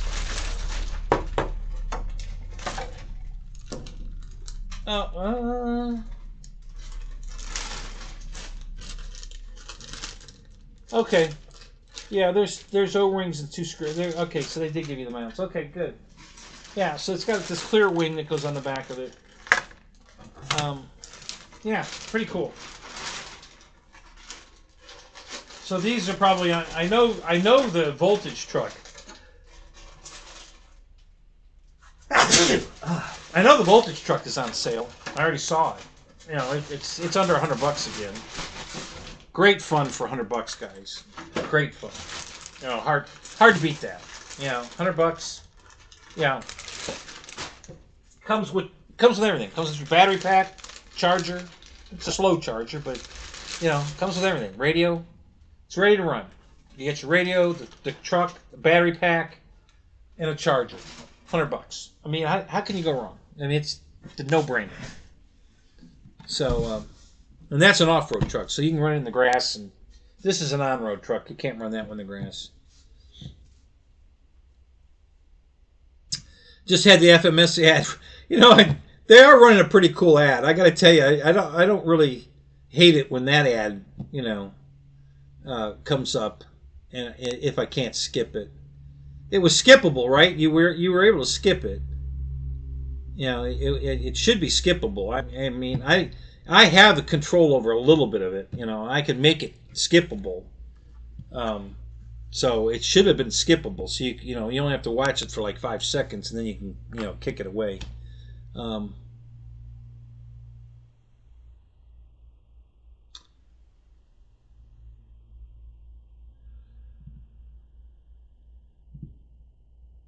yeah, I don't want to waste flying time on them either, Juno, with its surface, but sometimes I have to sit down and not fly, right, because of my back injury, and so that gives me an excuse, to play with something while I'm resting my back.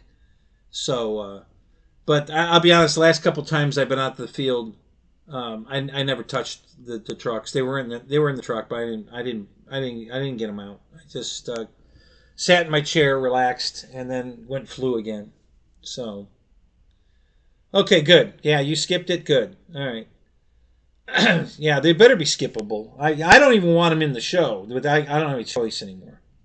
I had, when they made me put ads up, I put them before and after the show, but nothing, and skippable, but nothing during the show. I didn't want that little marquee in the middle of the screen while my show's going on. I didn't want it to go away, and then they took that away. Pretty soon I probably won't have any control over it. They're just going to do whatever the hell they want, and I'm going to have no control over it. I still have a little bit of control. But I think the next thing YouTube's... And I'm going to be honest with you guys, I'm probably going to TikTok. I'm so fed up with YouTube, the way they're running shit, and how badly they're treating us. If it wasn't for us, they don't have a business. We are their total content. They make no content of their own, and they treat us like shit. I mean, I used to make $1,500 a year. Pretty regularly. And which is no great. I'm not going to get rich or nothing, but it was, it's better than a poke in the eye. I think I made $300 last year. So all the videos I put up and the hundreds of thousands, I've got over 500,000 views, and I don't get shit. I mean, and they keep taking they keep knocking our percentage down. I think basically we're getting somewhere between a tenth and a 15th of a cent, not even 1 cent, a 15th of a cent. Per minute, maybe, or I don't know. It's ridiculous. So a 15-minute video gets me a penny. Basically, it's about that bad. Honestly, it's about that bad. It's pretty ridiculous. So yeah, you have to have, before you make any kind of money to talk about, you got to have 1 million subscribers and 1 million views per video, and I don't have anywhere near that. So anyway, so let me think. Let me look real quick again on Hobby King. I didn't see anything at Banana, but I'm going to look again real quick.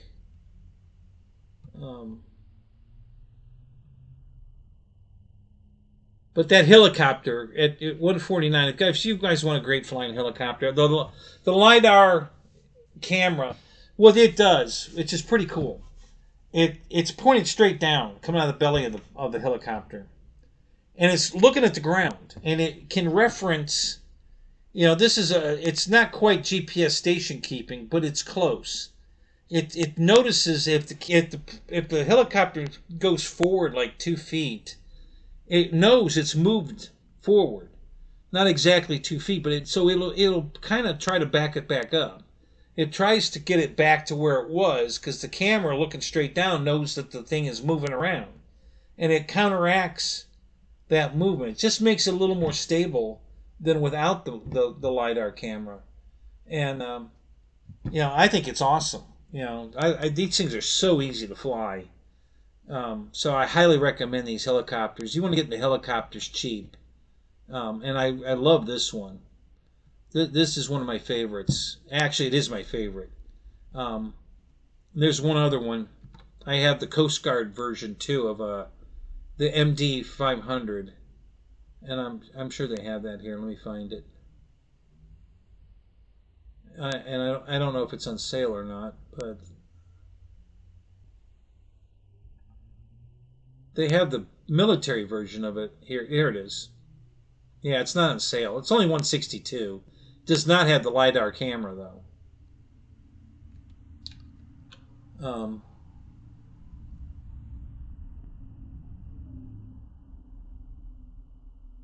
so so there's the Coast Guard version. I have two of those, the Coast Guard one, and then there's the military one. It's got that rocket launcher on the side of it, and I think they want extra money for that too. I think that's, yeah. So it's 162 for the Coast Guard version, and I do believe it says Coast Guard on it. Oh, maybe it doesn't. And the military one with those stupid little rocket launchers, they're not functional. They're just on there. Is 167. So it's $5 more because it's got those rocket launchers on it and a camo paint job. You know, I don't know why. I think the Coast Guard one's easier to see, so that's why I picked it. So I have two of the Coast Guard ones. I can show you that. One of them's broken, but it's right here. They're pretty good size. Let me see if I can grab this real quick. Yeah, I had a problem with this one. It lost its mind. Oh God, the airplane just crashed. That's not good. So here it is. This is how big it is. So it's not a bad size. It's a nice size. And it does say Coast Guard on it. Yeah, it does say Coast Guard on it. Wow, this camera, this looks pink. This is white. Boy, this camera is way out of color. Hang on a second. That's weird.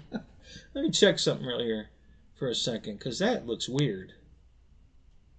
Let me try this. Yeah, this is better. So a little farther away, but now it looks white. And that's what color really is. So 5 blades, you know, same as the other one.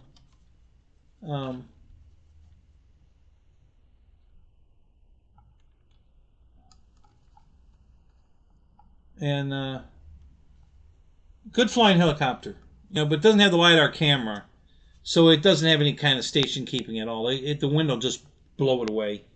Where the wind, you know, when the wind's blowing the other one, it comes back. And the other one's the same, you know, size as this one, but because of the shape of it, it's longer.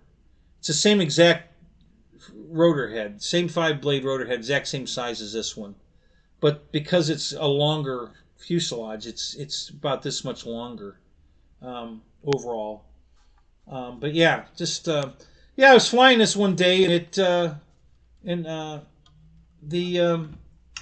wouldn't. I could control the motion, but I couldn't control the throttle, and it just kept going up. It was like it was at full lift, full collective, and it just kept going up. And I'm flying it around, and I'm trying everything to get it back to come back down. Won't come. I finally just held the button down and shut it off, and then it dropped out of the sky, and it didn't break. It didn't break it bad. I mean, I could fix it, you know.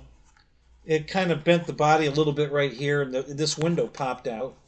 The front comes off. That's how you put the battery in it. So the front's off, but and then it broke the tail, and that was already broke. I've glued that several times, but I just decided I like it enough. I just bought another one. I really like it. It's a good little helicopter. So, but yeah, so that one, my favorite one, is on sale for $149. That's a good deal. Hell, I might buy another one of them, to be honest with you. That is a really good deal. I really, really like that helicopter. I love the color of it. I love the way it flies. And it's $14 off, $149. So I might buy that. I might throw that in the cart and get another one. I really like that helicopter. It's a good flying helicopter. Good looking, good flying. I like all the lights on it too. It's got 1, 2, 3, 4. It's got 4 or 5 lights on it. And the other one I think only has 2. I think this has a red light in the back. Yeah, there's a red light on the tail right here, and a white light in the front, and that's it. This is the white light. It goes in the cover. So there's only 2 lights on this one. The other one has 4 or 5. So I like that too. So all right, let's get back to this. What else we got?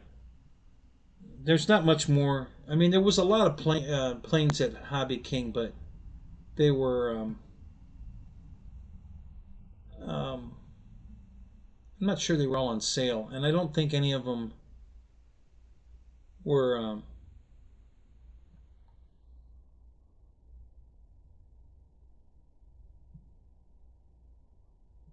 I think a lot of the other ones were just, the $12, $10, $8, the silly sales.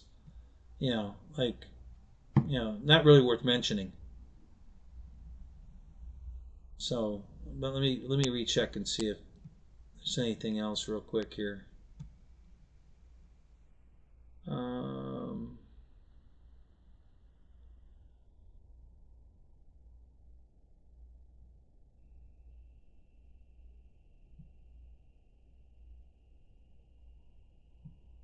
Trying to get rid of some stuff. I think I've got a little lag going on here.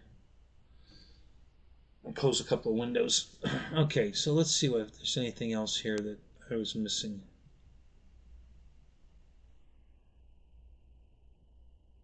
I don't know, that's weird. I definitely had something different before. Let me try this.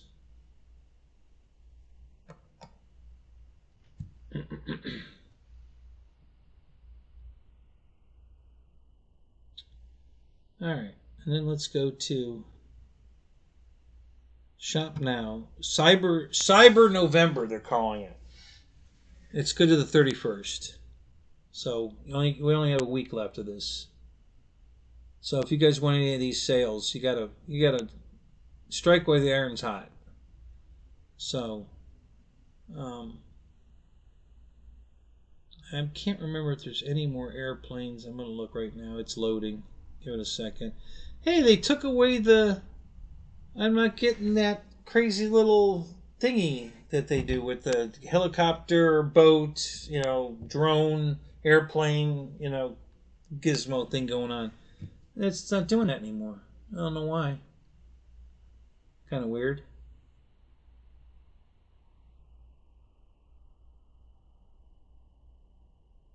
Yeah, I'm not getting that. That's weird. I'm not getting that anymore. Weird. I don't know what happened. Alright, we're missing something here. Let me just go to all aircraft real quick and see if that shows it. I had at the bottom of the screen I had 2 rows or 3 rows of everything just all together. And maybe all that stuff was on sale, just the stuff I just told you was on sale, and that's it. So let me just check real quick, make sure we're not missing something. And I'm not gonna do that. Hang on a minute. Oh, there it is. Now it's back. The little whatever that thing is. Gotta tell you, I've been having a little trouble with Hobby King's website lately. I don't know what they're doing over there, but their website hasn't been working 100% lately.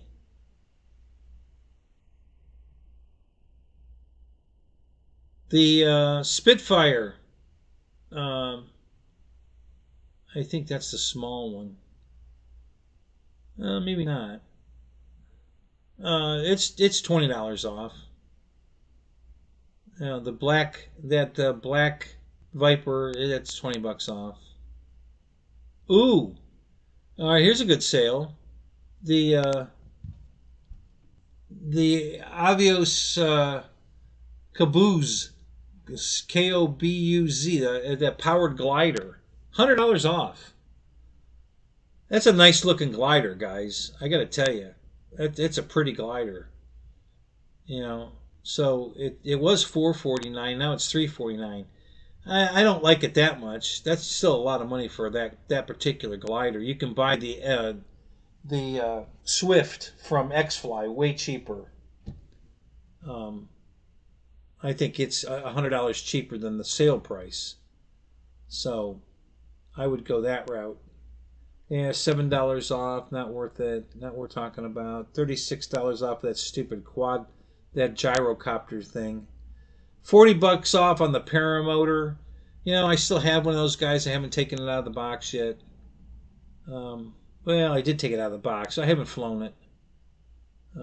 Haven't got around to flying it yet.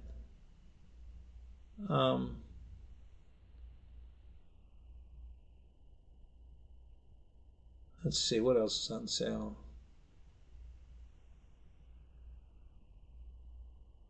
Like I said, $90 off on the Albatross, the Coast Guard seaplane. $61 off the Extreme MX2. I've seen that plane in person. I believe. I'm not positive, but I believe that's the extra. I think it's the hobby, the FMS body extra. 3D plane. It's $61 off. $59 off the Mule. I have one of those. Yeah, the Bush Mule, red, white, and blue. Yeah, it's $60 off. Oh, they've got the they've got the T-28, the Navy the Centennial edition. That red, not red. It's white, and blue and gold. It's $44 off. That's $185. That's a good deal. That's a nice airplane. I like that airplane a lot. The B-17's on sale too. $299. That's a really good deal. I have that one too. It's right there. I haven't flown it yet, but that's a nice airplane. If you like B-17s, it's a really nice airplane. It's a couple of things I'm going to modify on it. They didn't do a real good job with everything. I mean, it looks good, but the bottom turret covers up the servos. So your elevator and rudder servo are hidden on the bottom of the airplane behind the bottom turret, and there's no way to keep the turret in other than glue it in. And if you glue it in and then have to change the servo, you're screwed. So I'm going to put magnets on it so I can put it in with magnets so I can take it out if I have to access those servos. So I got to modify it just a little bit, put some magnets in it. So, not earth-shattering, but nonetheless, I want to do that.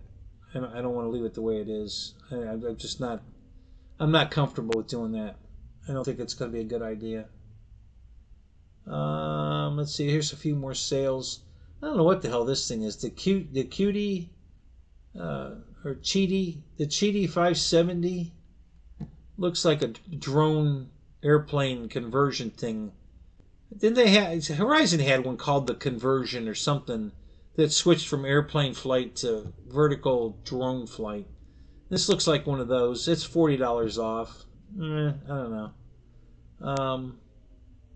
I don't know what that is.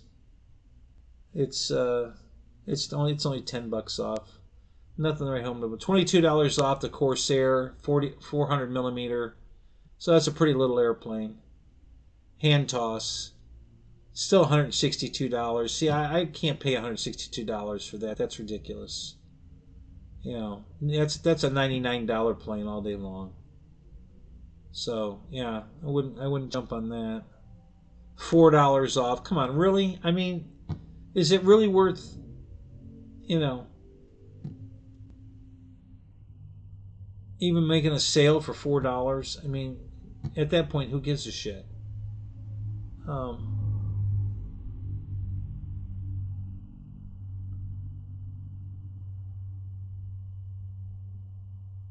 wonder why. So I'm looking at one here. That's the Voluntex Spitfire. Oh, no wonder. That's an FW190. It's gonna wait. Why is that one so much more?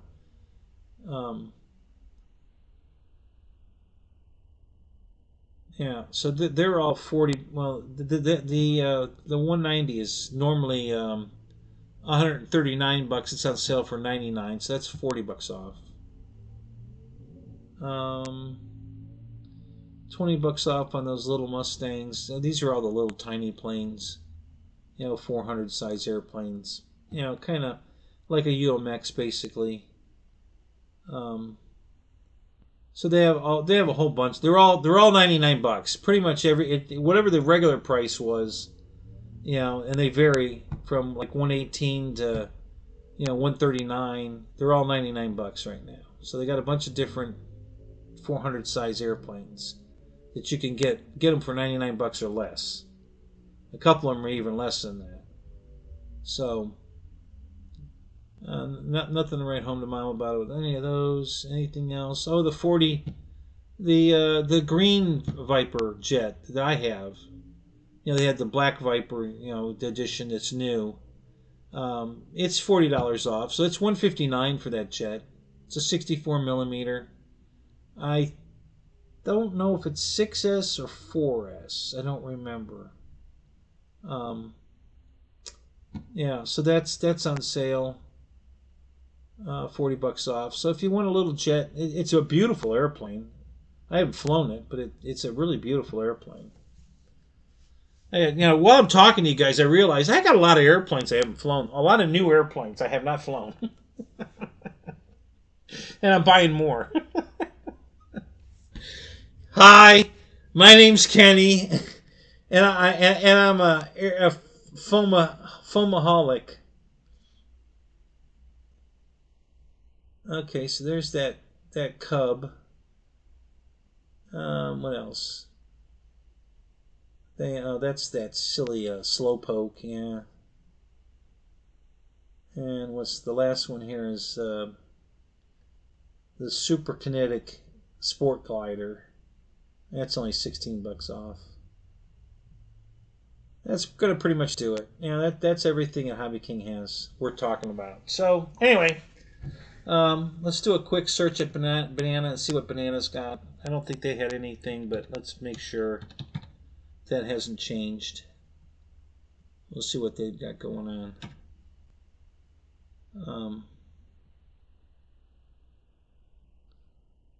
I don't think they have anything on sale, if I remember right. I mean, no Black Friday sale.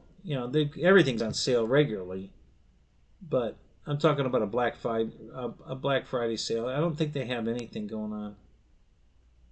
Nothing I can see. Yeah, I don't see anything going on here.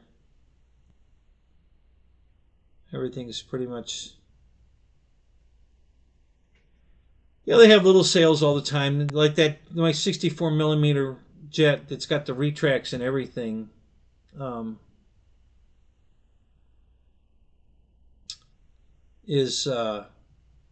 It goes from 209 to 199 all the time. And it's a great little jet. Lights, flaps, retracts, all aluminum trailing arm retracts. For 199 bucks, it's 6S too. It's a great little jet for that kind of money. It's ridiculous. It's how good that is. It's a nice little jet. I have 3 of them now. I just picked up another one. One of the guys I fly with gave it to me, brand new in the box. He just decided he didn't want to fart with it. He bought it on an impulse, and then he decided he didn't want it, so he gave it to me. So I have 3. I'm only flying one of them, but I have 3 of them now. So, all right, let's get back to the chat here. See what I'm missing. Let me get back to my other camera. The color's way off on this. I gotta fix that. I don't know why the color's off. That thing looked pink. It's definitely not a pink helicopter. So we gotta fix that. Okay, so happy Turkey Day, guys. Yep. Let's see what else is going on. Hello, hello, hello, hello.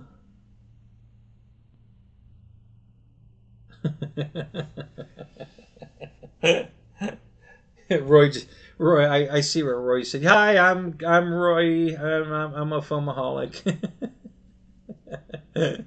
Yeah.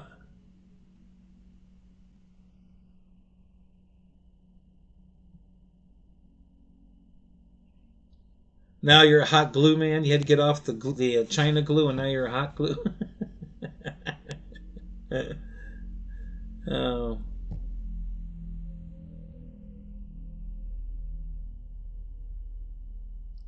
Yeah. So what I do is I use both. Like this is the way I've always done it because I never wanted to hot glue an airplane together specifically. All right. So here's how I do it. If I'm building a flight test plane, I follow all their directions on how to fold it and all that. And then what I do is I put foam tack in like the dotted line down the middle of the highway. The hash marks. So I'll put glue, skip a spot, glue, skip a spot. And I make them like an inch long or maybe a little more. Okay, and then when I'm ready to assemble it, I'll put hot glue in between the hash marks. A drop of hot glue there. And then I fold it over and hold it down and let the hot glue it together. And at the same time, the other glue's gluing it too, but the other glue's not going to dry immediately, and the hot glue does. So the hot glue holds it in place until the real glue, the foam tack, takes hold and dries. And then if it's in my car and gets hot and the hot glue gets soft, the plane's not going to come apart because the heat won't affect the foam tack. So that's what I use hot glue for. So I can still build airplanes the way they want me to, but when I build mine, they stay together. They're not going to pop apart in my hot car. So that's how I do it, and it's worked very well. I've had very good success with that. I've got a man. That plane's got to be 10 years old. I built a Versa wing, the blunt nose Versa wing, and it's still together fine. I put green LEDs inside of it, so the whole thing glows green at night when you fly it. And the only thing I have to redo, and I'm gonna make them out of I'm gonna 3D print them, are the wing tips. The vertical wing tips. Because they're not glued or anything, you just cut them out of foam board and stick them on the end. The paper peels off, and because there's no structure to it. It's just a piece of foam board on the ends. So I'm going to print a 3D plastic wingtip, the vertical wingtips that stick on the end, and I'm going to put those on, and that'll make nice wingtips that won't shrivel up and fall apart. But the other rest of the plane's perfect. It's fine. It's just the wingtips look like shit. Um, yeah, I gotta tell you, I wasn't. I'm not a Mike Bird. Or not Mike Bird. Mike Bear. I'm not a Mike Bear guy. That's all. He won't spend money on a real airplane. All he'll buy are hot. He builds hot glue planes. The what do they call that thing?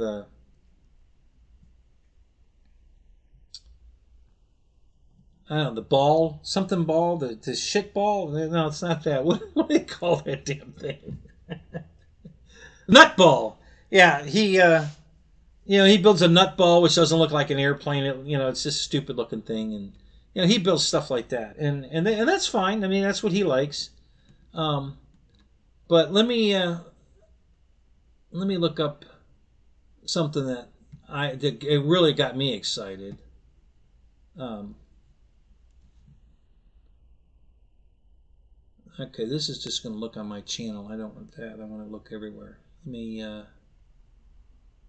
see if I can back this up. No, I can't. Can I? How do I get out of this? I know. I'll just do it this way.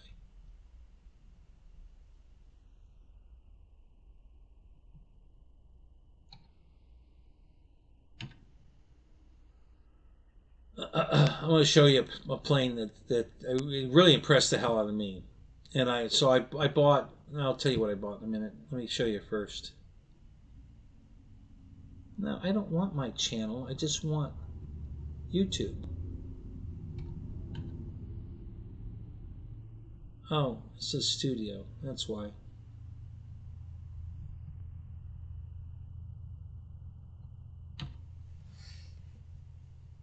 No, I'm going to get... Come on.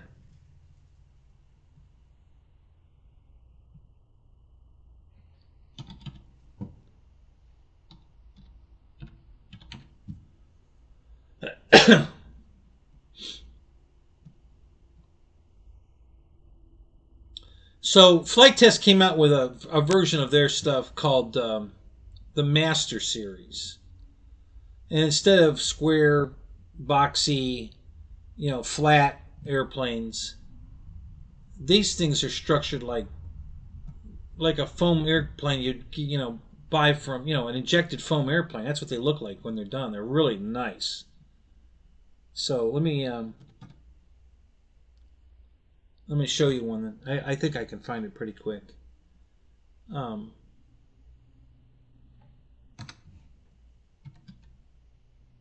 Best tips for comparing auto insurance in the United States. Auto insurance is a necessary expense for every driver in the United States, offering critical financial protection in the event of accidents, theft, or other vehicle-related incidents. While required by law in nearly all states, auto insurance is more than...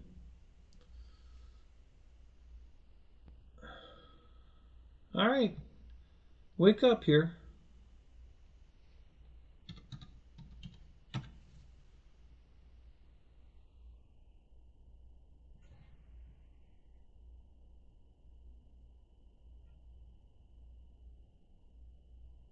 Yeah, I could show you the flight test build video, but I don't want to show you. I want to show you what some guy did of his own. Here it is. This is badass. All right, let me click on this. This is such a great looking airplane for $2 worth of foam board, guys. I mean, what a beautiful.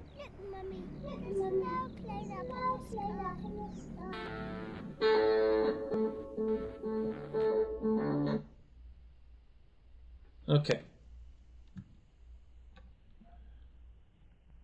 Let me get this out of the way. Okay, a little too big. We gotta make this smaller. No, not that one.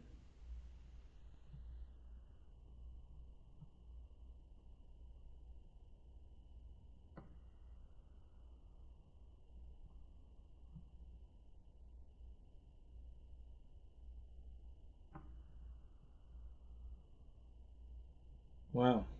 Wow, that's big. Holy moly. Okay, there's the corner. Yeah, where do you see this, guys? This is going to blow your mind. It blew my mind. I mean, this thing's beautiful. This guy did a great job on this. Not a normal what I would consider a normal Corsair paint scheme, but they did have a gray paint scheme, Corsair. I was just never a fan of it, but God, I love what this guy did.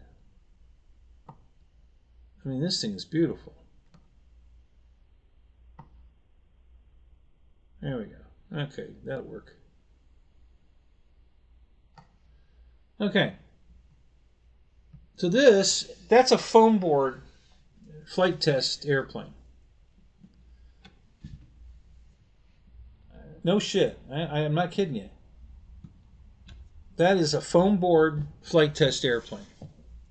That's the Master Series. That looks like an airplane you would buy out of the box. That looks like a molded, injected airplane. I mean, that doesn't look like a foam board airplane to me. That thing looks, isn't that beautiful? So, that's $2 worth of foam board and some hot glue. And then he covered it with he painted, I think the gray is painted, and oh, what the hell's going on there?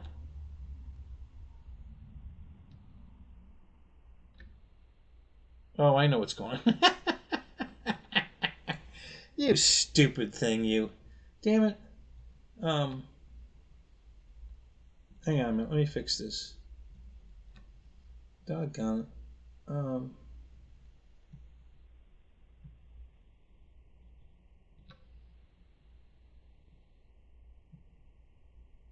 It's not supposed to be showing you the studio. It's supposed to be showing you... Oh, I know what's wrong. It's picking up...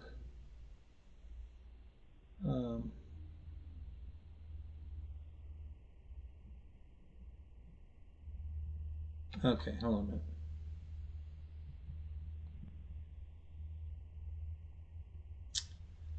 Yeah, it's picking up the wrong window.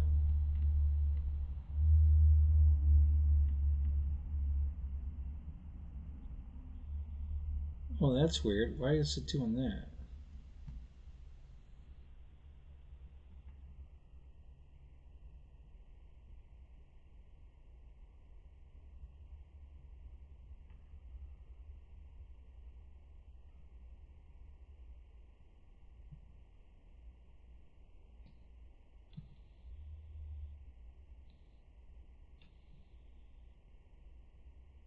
Oh, I know why it's doing that. All right, we'll do it this way.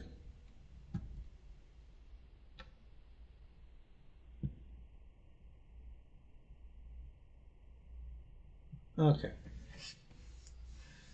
All right. So anyway, so I believe he painted the foam gray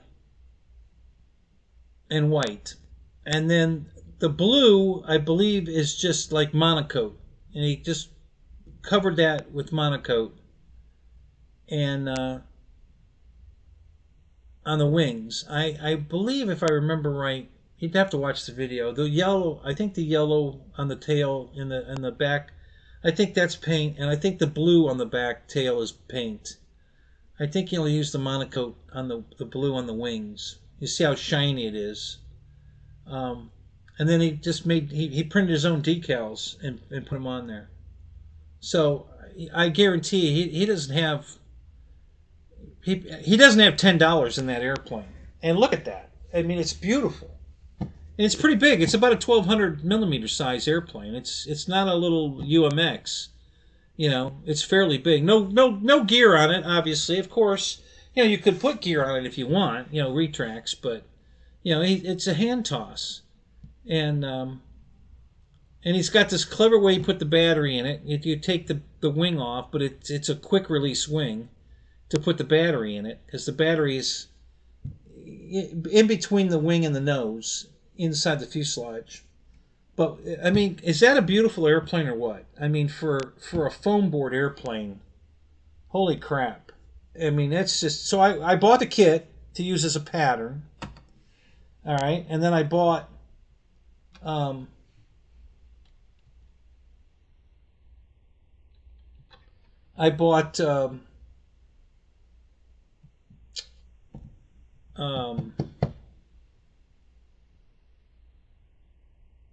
need a ping pong ball pilot.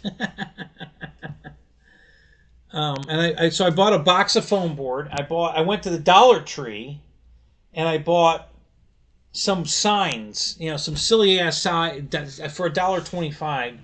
It's a big wooden sign that I can cut into the ribs I need to build that airplane. There's a plywood rib, you know, the bent wing rib area. So I can build. I can out of each. I can cut 4 ribs. You need 2 per airplane. I can cut 4 ribs out of one sign for $1.25 for the sign. So, and the rest of it's all foam board. And so I'm going to build a bunch of these, and take them out to the flying field and fly them, and then maybe sell them. You know, make a couple bucks. By the time I put a motor and battery in it, well, I wouldn't sell it with the battery or the receiver, but a motor and an ESC, a couple bucks.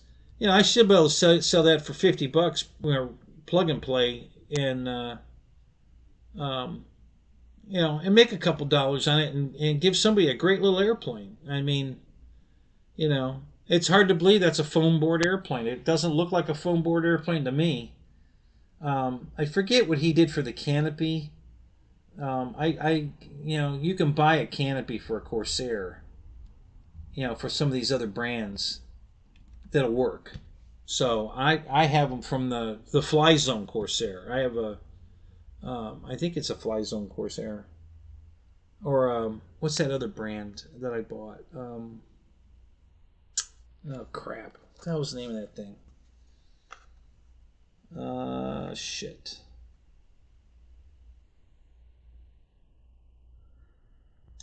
I don't remember now. I can't think of the name of it, but it's another Corsair. It had these. It had a gear drive retract system, not a, you know, not a servo, like a linear motor type thing. It was actually a like the gears in the spider gears inside a transmission is how the gear goes up on that Corsair. And so I have a couple extra canopies for that. I think that Corsair is still available too. I forget the brand right now. So you can buy canopies for that. So there's canopies out there. I think the you know, the 400 size, or the FMS 800 size canopy would work. I think that canopy that you can get for that airplane as a replacement part would work on the foam build one you're making. So probably get a canopy for the Corsair, you know, the E-Flite Corsair. So there's canopies out there to get, and that's really the only thing extra you have to buy. Everything else is just, you know, foam board. It's so yeah. So yeah, I bought a kit to use as, you know, a flight test kit, to use as a pattern, and I bought a box of 50 sheets of foam board, and I'm just gonna start cutting out airplanes and glue them together, and then I'm gonna start putting different paint schemes on each one of them, and then take them out to the field.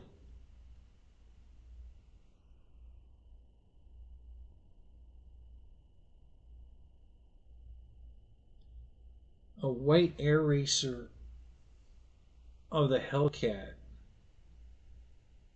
Are you sure it's not the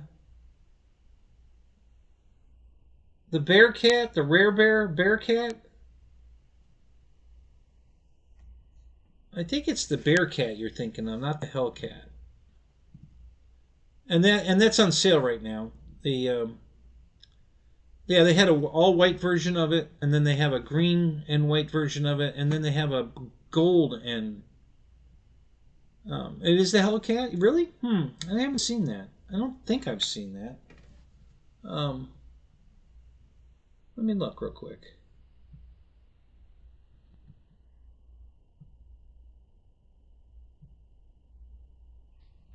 Yeah, I think Dynam is the only one that made a Hellcat. You know, I mean, not that Hobby King did. I'm just saying of the quality versions of the airplanes. You know, I don't think E-Flight's made a Hellcat. I don't think FMS has made a Hellcat. I don't think. I think Dynam is the only one that made a Hellcat. I think, you know, out of the good ones, you know, the 1200 size or whatever.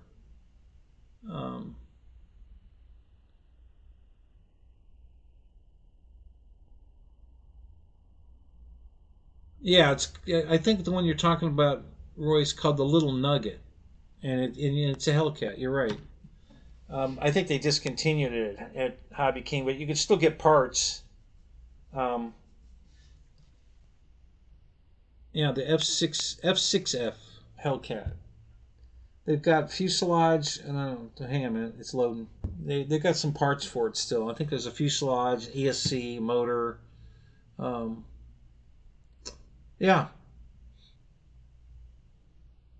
I think Eric has one of those. the Dynam version of it, the Hellcat. I think. I could be wrong, but I think he does. Yeah, they got a canopy for that still available. And what else? Rudder, horizontal stabilizer.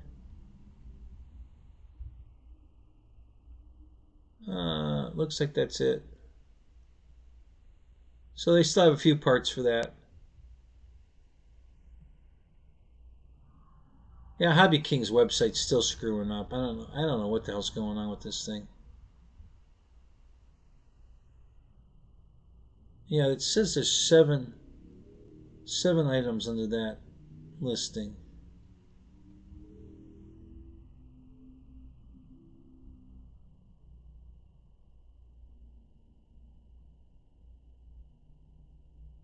Yeah, they're only showing 3. Oh, I'm sorry. There's 7 pages of, yeah, but yeah, there's only the 3 parts.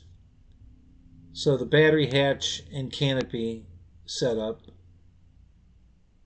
And it comes with 2 canopies, a clear one or the gold painted, so you can't see you can't see that there's no pilot in it. And then the vertical stabilizer and the horizontal stabilizer.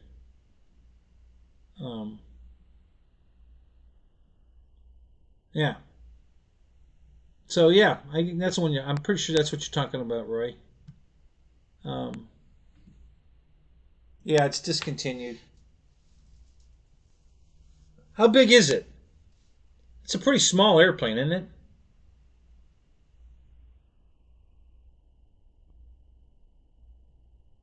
9mm size, 900mm. Okay.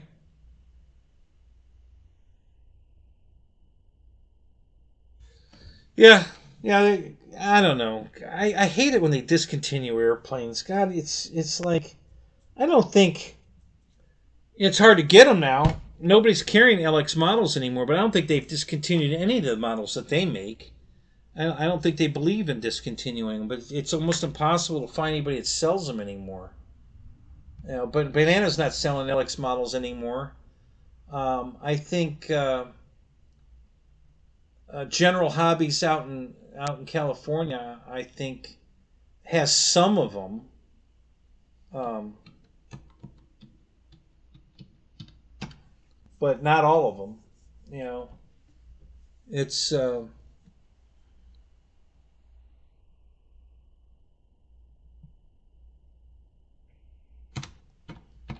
our AI thinks I'm trying to look up a Lexus car, LX. You know, they think that means Lexus. Stupid idiot. LXmodels.com.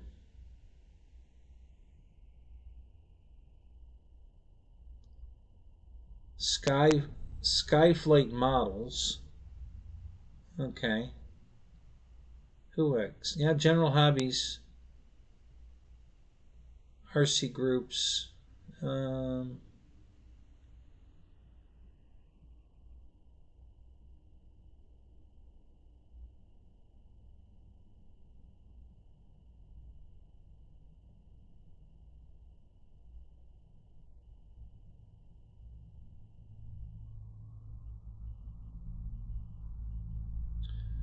Yeah, so I've got. Let me go to Alex. Is that Alex?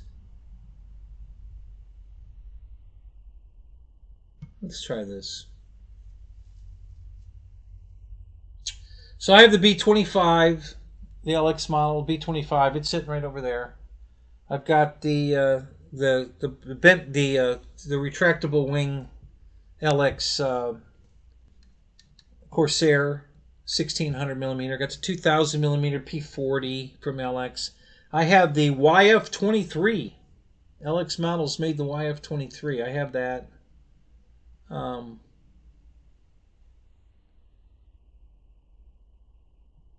um, what else do I have? The B2. I've got an LX models B2 bomber. Um,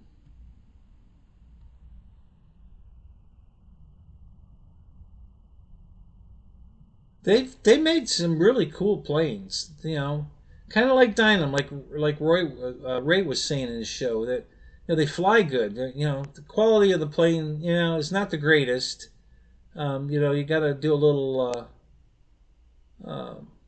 finessing with them, but they fly good and they're good looking. I mean, they're really pretty airplanes. I think the Corsair. I think the LX Corsair is the best looking Corsair anybody's made.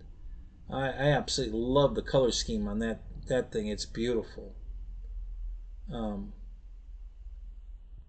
so you just gotta you gotta put up with a little bit of you know you gotta do a little hobbying on them. They're really yeah, this is not it. This is Flexling or something. That's not. I can't remember the name of the actual brand name for LX models. Um,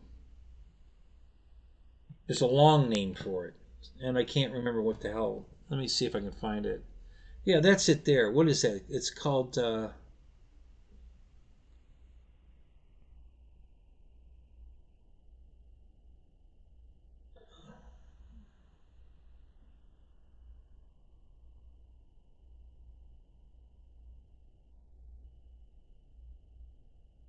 Yeah, it's called Skyflight Hobby. Official site for LX Lang something like that. Um, yeah, so I'm on their website, Skyflight Hobbies, and yeah, they're showing the F4 and I think Ray has the F4 and he loves that plane. Um, the A10 I have that. There's a F18. I don't have that. The Corsair I have in the 1600 size. They make it in a 12 and a 1600. Both have folding wings. Um, oh, that's another one that's really cool. The Wildcat. They make a really nice Wildcat. I have that too. Um, the YF-23. Um, I mean, they make a shitload of airplanes, guys. I mean, they really do. They make a shitload. Um,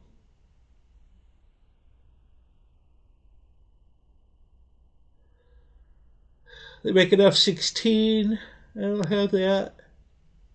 Um,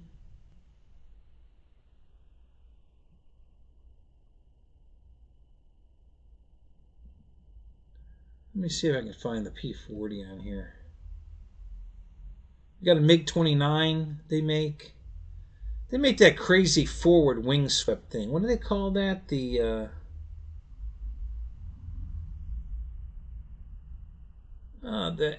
Su-47. That's that crazy Russian plane with those wings are swept forward. Um, they have an F4, then the Jolly Roger scheme, which is really cool, and then they have another scheme too. They have a couple schemes on the F4. Um,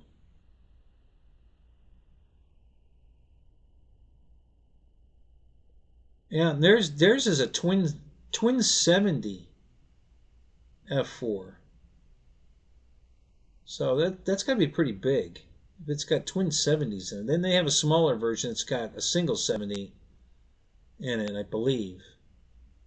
And it's $100 cheaper. Let me see if I can find. Somebody keeps asking me. Keep getting a text message, or a comment message on YouTube. Guys looking for the P40, and nobody has it. I want to see if they show it here somewhere. They've got the Mirage, Cessna, Python.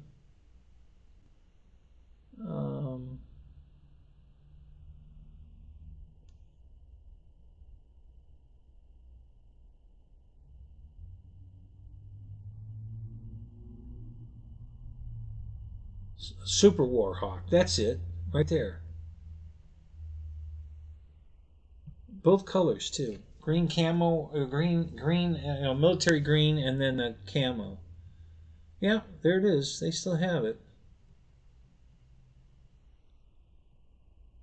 Yeah, so you can get it.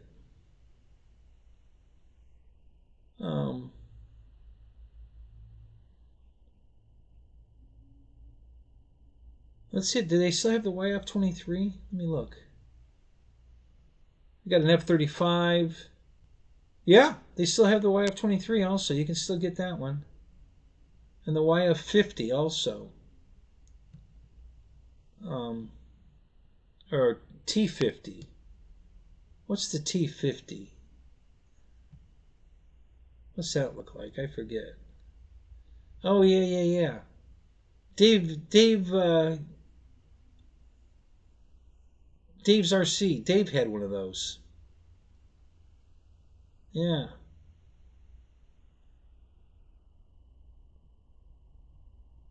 Yeah, they got a MiG-29 twin 70s.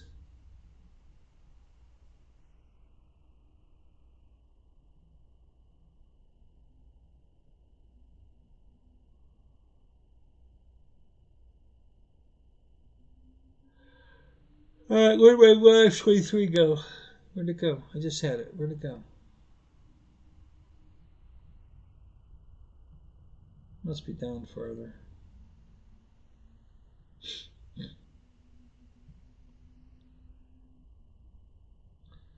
They have an F-22 Raptor. Skip Build had one of those, and he throttled it up on the bench in his kitchen, and one of the fans blew apart. Yeah.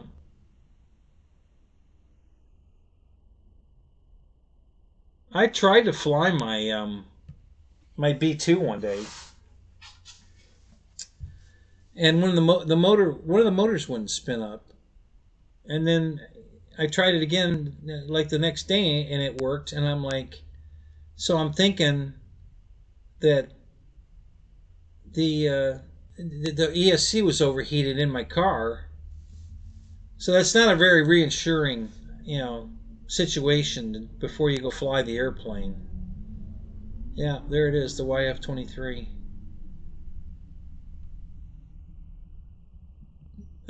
Rich Baker had one of these, and he was flying it. He put one of these together and flew it. I never put mine together.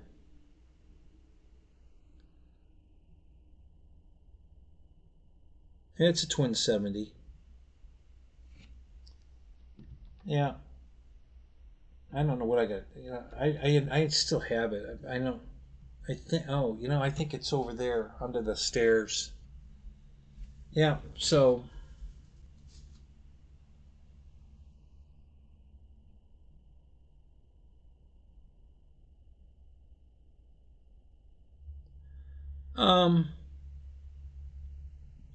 Yeah, their F4 worked like. Do you remember Motion's T20? No, not the T28. What was it? It was the T45.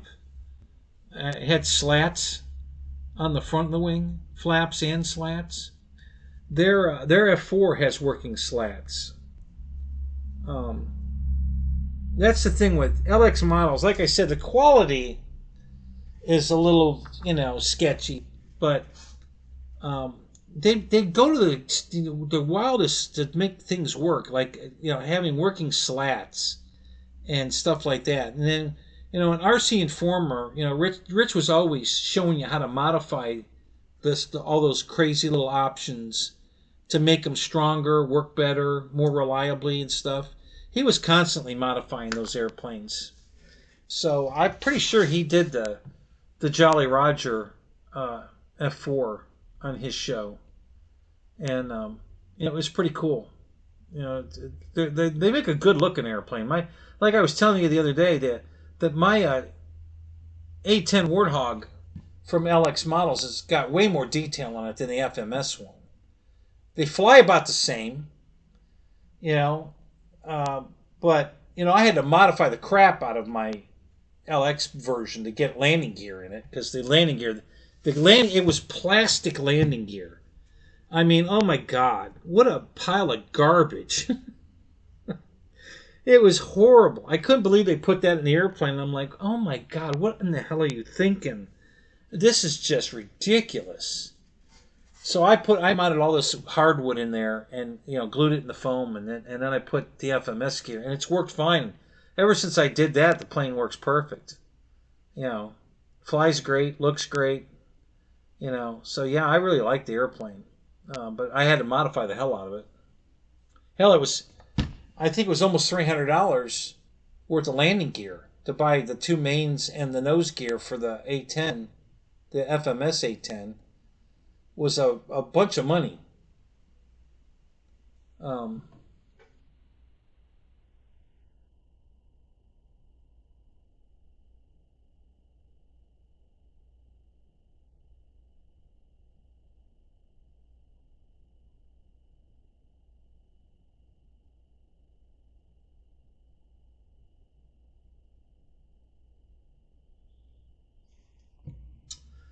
So Roy, you're going flying this Saturday?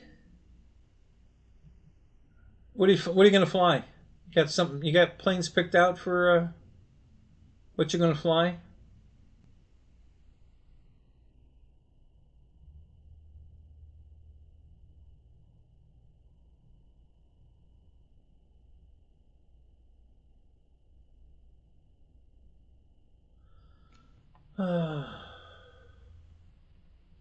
Yeah, the LXB-25 is awesome, guys. And the solution to that, I haven't flown it yet. I bought the battery though. A 5-cell. You're supposed to fly it on 4-cell, and it flies on 4-cell, but you're almost at wide open throttle, to fly it, reasonably. And a 5-cell, you can throttle back, and you got plenty of extra power if you need it. So I bought a 5-cell battery just for that airplane, and I haven't used that pack yet at all. But I need to go. I need to put that in the airplane and go fly it.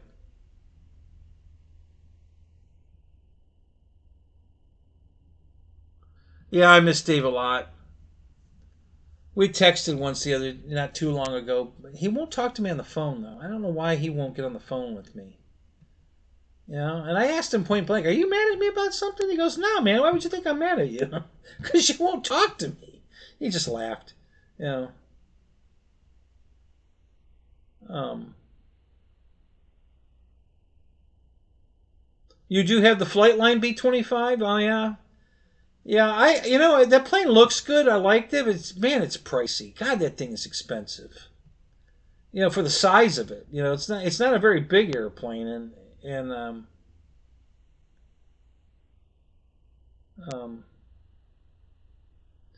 yeah. See, I like. I'm a big fan of the Flying Tigers. The AVG group that flew for China during the war. Our pilots were flying, and those planes were camo. And so I like the P-40 in the Flying Tiger scheme. And that's basically, it doesn't have Chinese markings on it. The P-40 that I got from LX, but it has the right camo on it. Well, kind of. It's the wrong color green. Actually, I think the tan and the green both are the wrong color. So I'm probably going to repaint that plane, um, and use the right color. Um,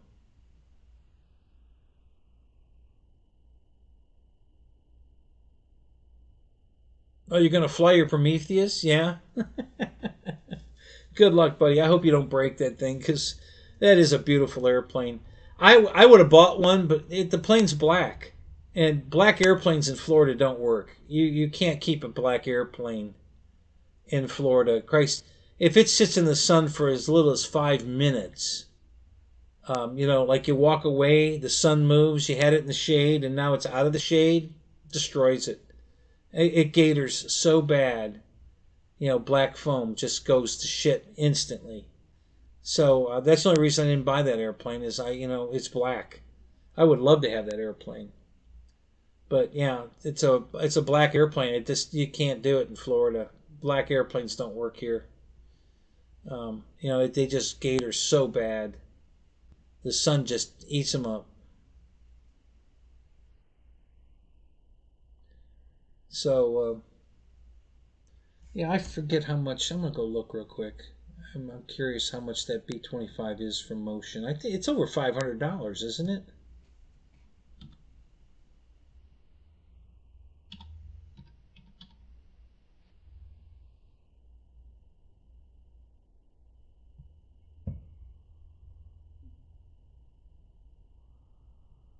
I can't remember exactly, but I'm pretty sure.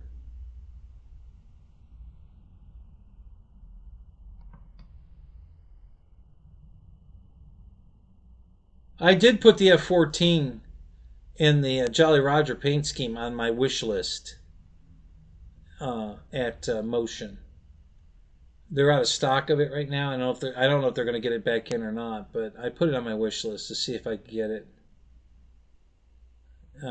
I don't think I want it in any other color but the Jolly Roger scheme. So if I can't get it in the Jolly Rogers, I'm probably not going to get one. I know I could repaint it, but to spend that much money on an airplane and then take it all down and repaint the whole thing, I'm just not that nuts. That's not my that's just not my deal.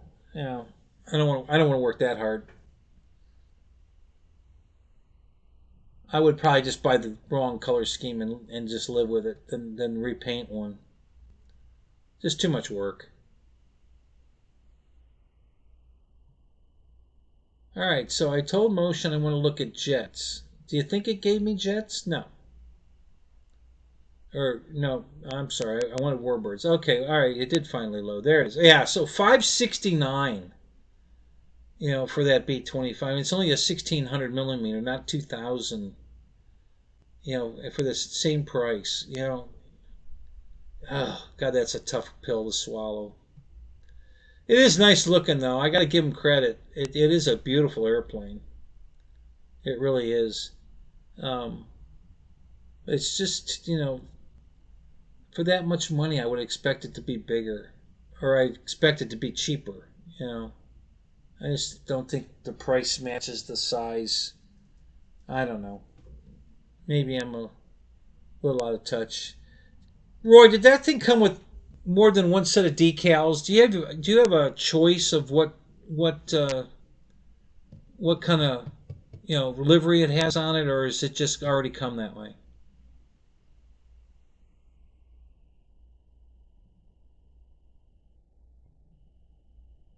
Yeah, Rich is still flying for Delta. He had just gotten off his airplane, and he was on the company bus. Right, they'd taken him to the parking lot to get in his car, and he got in his car and he's driving home. So, so I'll let you in on a little secret. He's having a fly event at his new field on the 20th of December. He just invited me to it. So he's going to have a select group of people there on the 20th. I guess that's going to be the grand opening. The building's done outside. He's still working on the inside. I guess he's got a flushable toilet in there now, so they have a bathroom to use. Well, they have a toilet and a door. There's no walls to the bathroom. It's just studs. But the toilet's in there and it has a door. um, and that's all he's done on the inside of the building. He's spending more time now. He's putting a lake in, so you can have water. It's going to be 300 feet long and 80 feet wide.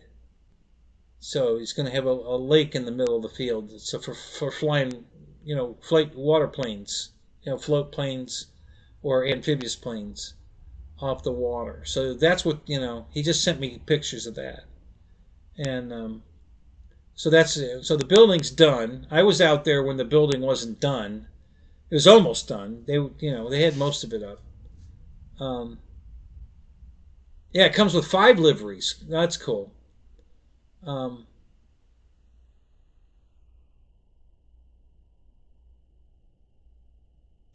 yeah, yeah. That's my only drawback on that one. I just think it's a little overpriced. And I'm not a fan. I'll be honest with you. I've never been a fan of Freewing or Flightline's airplanes. Even when I bought the Avanti, the quality of the plane I don't think was that great. But customer service was so good back then at Motion that I went ahead and did it, and I have no regrets. But now, these blue boxes in these planes that don't work worth a shit half the time, and their customer service sucks. I'm just not interested in buying anything from Motion anymore. I really not. There just isn't anything I can't live without that I would go through the hassle of buying from Motion again. I'm just not going to do it. Oh, did you crash it? Oh, that's too bad. Oh, yeah. I just can't bring myself to buy anything from Motion anymore. The customer service sucks, and Mike, I bought a used OV10 Bronco, the Motion one, that's the Flightline one, and the guy that I got it from, is a total idiot. But he did a pretty good job. He upgraded everything. He put different motors in it, different ESCs. It's a 6S bird now. It's not a 4S bird, and and I bought it cheap used from him instead of directly from Motion, and he'd corrected all the bad things that he got rid of the blue box and just hardwired everything, and everything works. The landing gear works. The motors run. Everything's good. It runs and it flies. It flies good. It does the same thing that the Viper 90 does with the wingtips on. It does this wobbly, which it doesn't. You don't have to correct for it. It just looks funny. When it flies across the sky, the tail is wagging, not doing this, just this. It just waggles. And if you put the wingtips on the 90 millimeter Viper from Horizon, it does the same thing. The twin tails, I think, are just either skewed slightly to each other, and that's what causes the wobble, or they're just too damn straight, and that's what causes. I don't know. I'm not sure what causes the wobble. I haven't tried to fix it on the Bronco, but I just took the wingtips off. Now the problem when you take the wingtips off the Viper 90, which I'm really not crazy about the way they did that, the lens covers for the lights are attached to the wingtip. So if you take the wingtip off, the winglet, you take the cover off, and now the LEDs are just exposed. And, I didn't like that idea. So what I did is I cut the wingtip, the winglets off. Here they are here. I got them in my drawer here. Okay, so that way I could put the cover back over the lights. So I just took a knife and I sliced these off of the winglets off of that cover, and then I sanded it smooth so it had a nice rounded edge, and so my wingtips looked perfect without a winglet, and that stopped the wobbly. And that's the way I fly my Vipers without these. And I did that because I can buy replacements ones of these, and they come out of the package just like this. They're painted, and so if I ever want to replace the winglets and put it back on, I can. I just order another set of winglets. So that was an easy no-brainer to just cut them off. So that's what I did, and it worked great, And now the plane doesn't do that wobbly thing, but the Bronco still does. I'm not a huge fan of the Bronco. It's okay. I want to build my big one. I bought the Hanger 9 one, the giant one. And that's enough. I've got shit. I think I have 10 airplanes here right now, new, that I still have to build, or I built them but I haven't flown them. I flew the P-40 and didn't care for it. I haven't flown the Corsair, but I already have one of those. I know it flies fine, so that's not a big deal. I already have one. This is the second one. The T-28 I've flown, not the new one though. That one's still in the box. I didn't even build that one. So the Husky, I haven't even put that together yet. Still clear coating it. The Extra, I haven't flown that. I'm still painting it.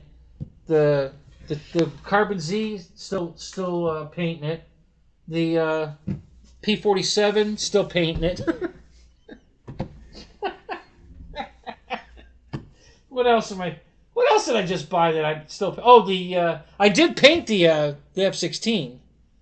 That's painted and built, but I haven't flown it yet. So that, yeah. And what else? Is there another airplane up there that I'm not thinking of at the moment? Yeah. So I just. Well,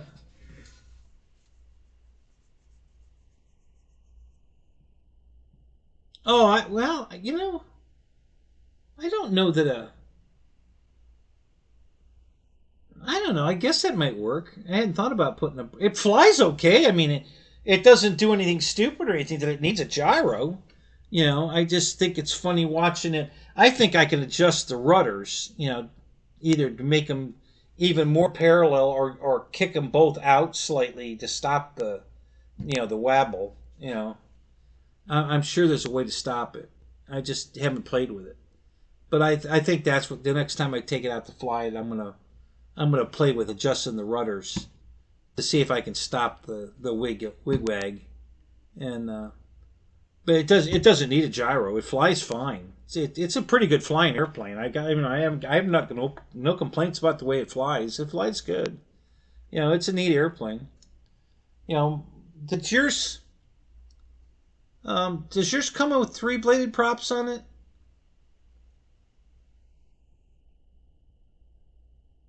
Because this one, I didn't think it did, but this one's got 3-blade props on it. Yet that was another thing. You changed the motors, the ESCs, and put three.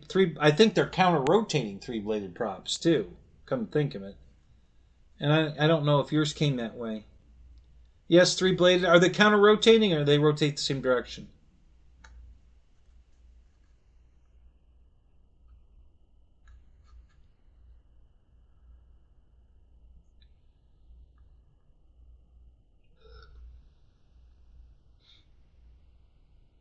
Counter? Okay, cool. Yeah, other than that, I had to do a little bit of, it had some damage on it. Nothing big. I did some Gorilla Glue water foam, my foam thingy, and fixed up a couple of spots that were where a piece of foam had broken off. It was missing. And on the back, where the elevator is, there's those two rounded tips on the face backwards. And yeah, see, I fly mine on a single 6S. I don't like the dual battery idea that Motion came up with. Is stupid. You crashed it too. Yeah. I don't recommend flying it on the 2 battery system where they're individual. Wire them together. I don't care if you put 2 batteries in it, but wire them together. Don't have one battery for the left motor and one battery for the right motor. Bad idea. Just wire them together. You can still put 2 batteries in it, but just wire them together in parallel so that both batteries are powering both motors. And because if one of the batteries starts to go weak on you, you lose control of the airplane.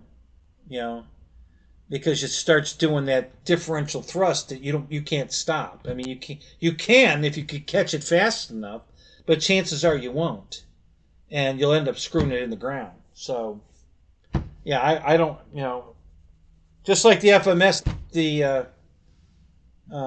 well, they're wide together, but it's a single battery. Your Tiger Cat from FMS. The batteries wide together. The 2 motors are wide together, and one battery. So that's the way I fly any of my 2-battery airplanes. The batteries are wide together, or they're they're either wide together or they're in series. Either way is fine, but the way Motion does it, and they do it on a couple of airplanes, where I think the P-38 was another one. And I wide that one together, and I'm flying that on 6S.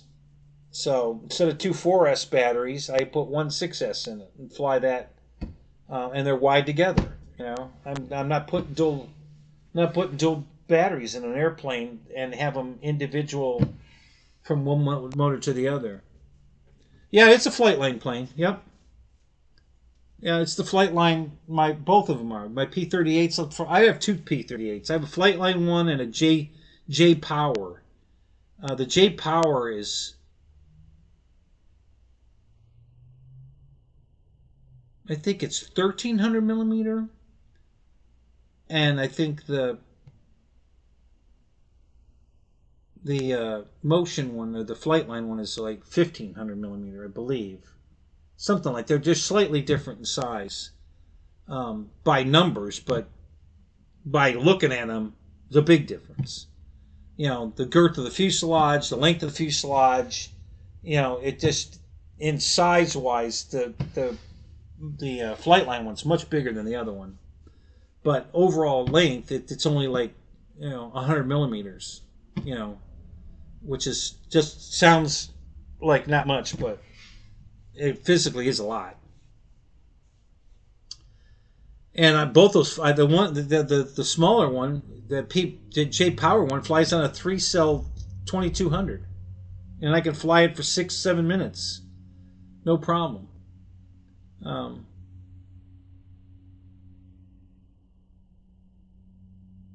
Okay, well that's you probably have the same one I have. The J Power one. I don't think that's a Flightline one. That's probably the J Power one I have. It's a great flying airplane. I love that airplane. I got the P-38, the Flightline one from it was a trade. I traded something for it.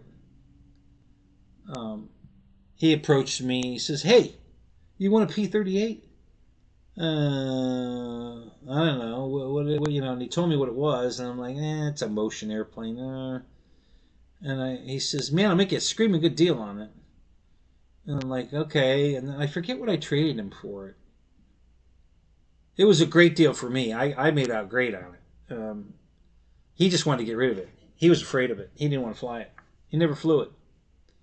He had somebody else put it together for him, which I had to correct a couple of minor mistakes, and he never flew it.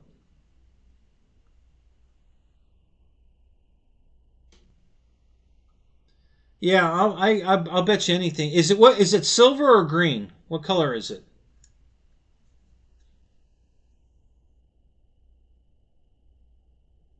Mike, what's up? How you doing, man? Happy Thanksgiving. Yeah, I think we're approaching 3 a.m. Where are we at here? Yeah, 2:58. Yeah, it's almost 3 a.m. here. Thanksgiving Day. We're we've talked about a bunch of stuff, but we're ending with the important stuff. The talking about airplanes. It's green, so it says California girl or gal or something on it, and they spelled California wrong. Right? Is that what you have?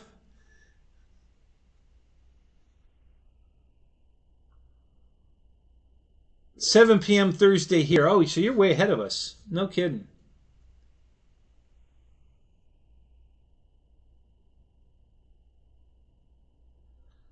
So you already had your turkey dinner.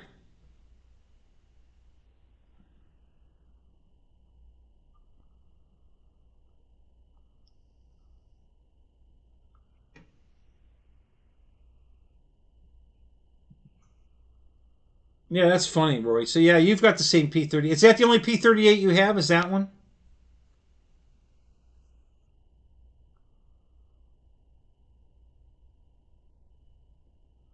You don't have Thanksgiving there? Oh, that's interesting. Where are you, what part of the world are you in, Mike? I can't keep that straight. Shit, there's so many of you guys from all over the world. Where are you at?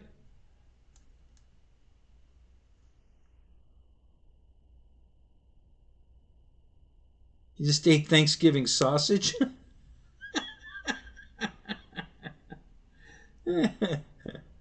Australia. Okay. All right. So Australia's way ahead of us. Okay, that's interesting. Huh. Yeah, I guess there's a.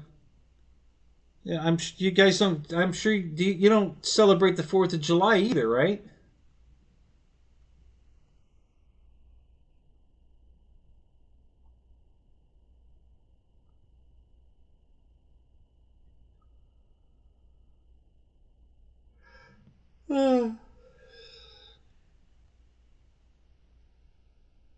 Yeah, that's what I thought. But you do celebrate Christmas though.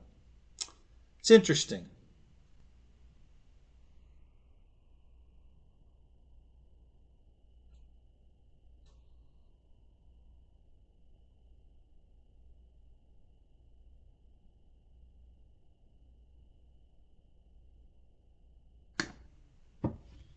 Where'd you go, Roy? Oh, um, potato? Is that what that was supposed to be?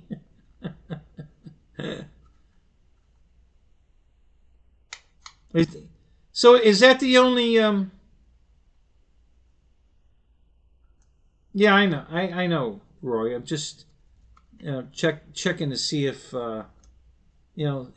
sometimes things change in the world. I was wondering, wanted to see if something had changed. That maybe they call it something else, but just to keep their holidays the same as ours, they'll invent something or call it something else. Um, yeah, Christmas and Easter, you guys celebrate. Yep. Yeah. Yeah, I'm sure it's the California girl, I think, girl, something, and it's and they spelled California wrong. Yeah, it's the same one I have. I love that airplane. It's a good airplane. Have you flown it? Have you flown your P-38?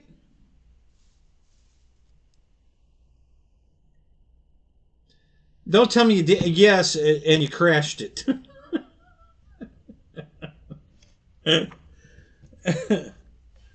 Or is that the one you already told me you crashed? I know you told me you crashed the Bronco. What was the other one you crashed?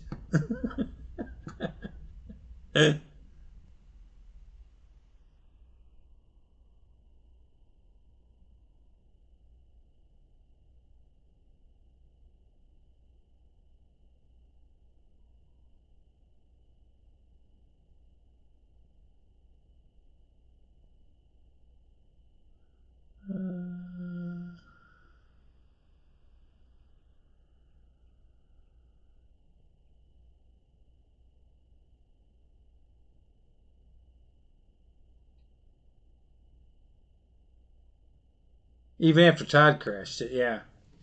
Yeah, I think so too. I love that airplane. It flies great. My nose gear mount came unglued. I have to do a little repair on it. No big deal. Um,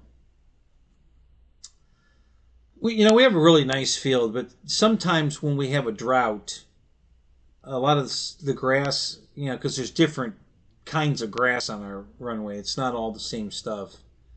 And when some stuff dies, then we get these like clumps of grass. And some of the smaller gear airplanes, like that one for particular, those clumps of grass are kind of hard on the gear, and I think it pulled it loose in that plane, so I got to fix it. But I love that airplane. It's a good flying airplane. And I can't believe how long it flies on a 3S 2200. It's amazing. Because I have telemetry in it, so I know where my battery is. So I'm flying it around and I'm flying it around. And I think I got it. I was coming up on 8 minutes. Like, God damn. How in the world is this thing flying on a 2200 twin engine? Of course I've got the throttle pulled back. I ain't running wide open, but, the two motors working together are more efficient than one motor, struggling, So it's amazing. It just cracked me up that plane would fly that long on a 2200. So, but yeah, I did the same thing with my, that's a single battery and the motors are wide together. And I did the same thing on my Flightline P-38. And the Bronco, both are wide together. One battery pack, and everything's wide together, so there's no differential thrust problem. Yeah, the twins are very efficient. Even the jets, the twin jets. I might like the J65 business jet. That gets 9 minutes easy. No problem. Just cruising along. Beautiful, beautiful flying airplane. Got 2 of those. If it's a good airplane, I get 2 of them. I got to get a second Super Tucano from Hobby King, because that's a great airplane. God, I love that airplane.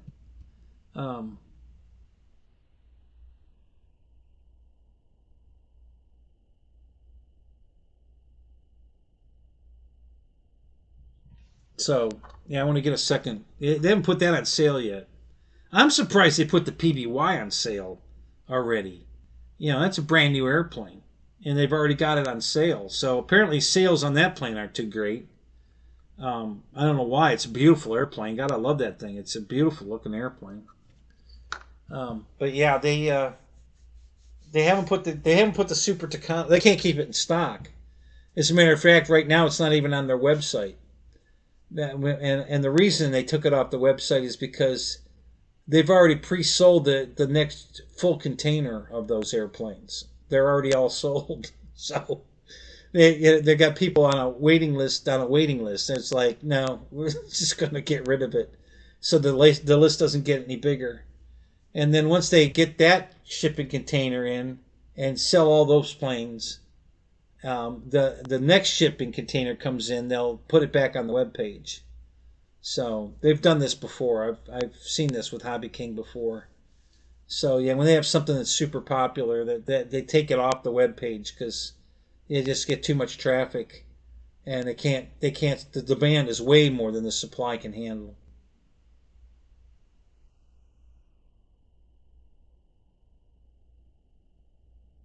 Oh, is that right? Is China Hobby selling them now? No kidding. Wow.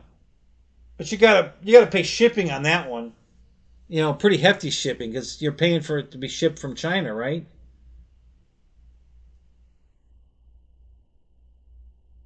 The Super Tucano from Hobby King.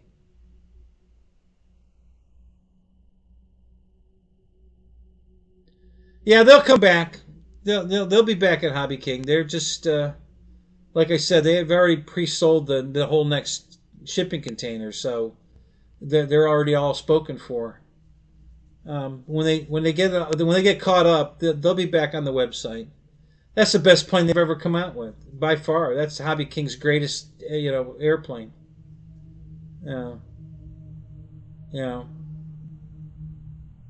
yeah. John has one of those. You didn't get one, did you, Roy?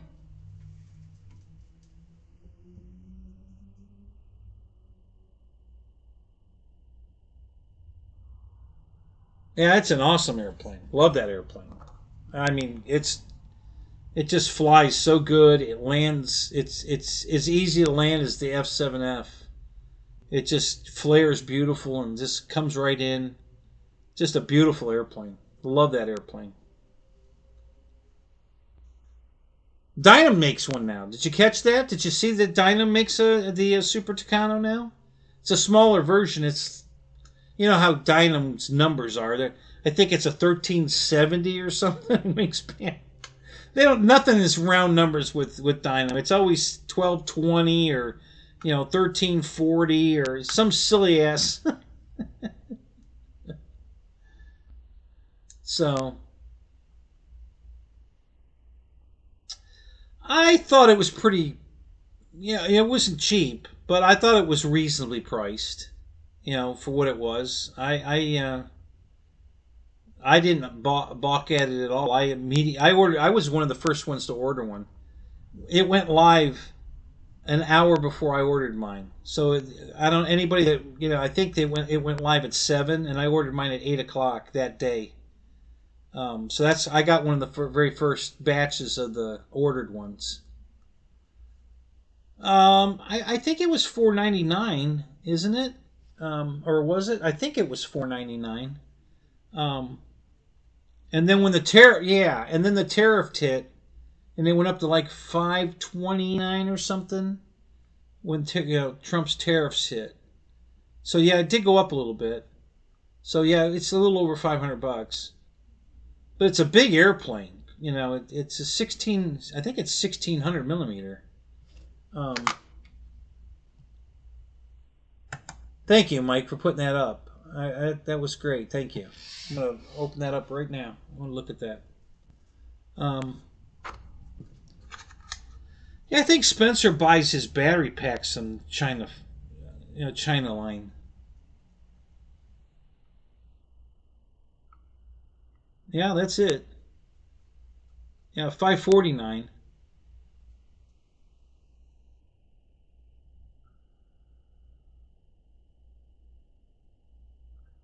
Says it's shipping from the U.S. They have a warehouse here in the U.S. No kidding. I didn't know that.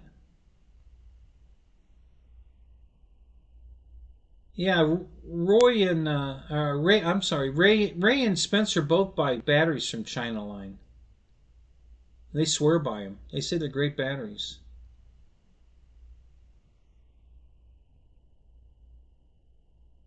Oh, look at that too.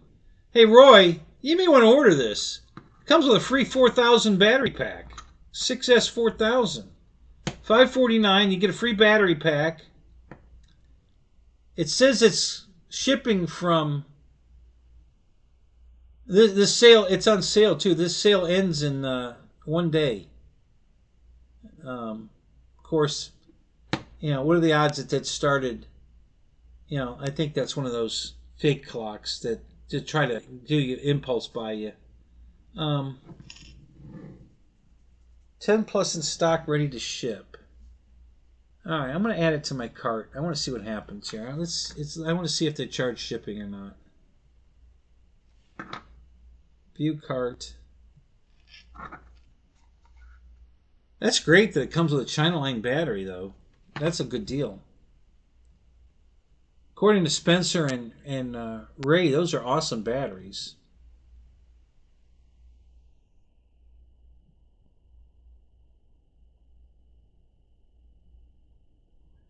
All right, calculate shipping. Let's go there.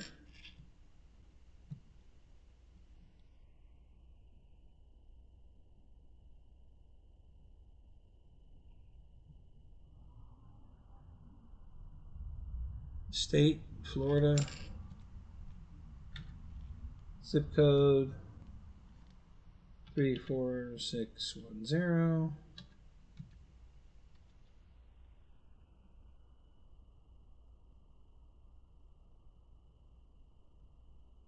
Okay.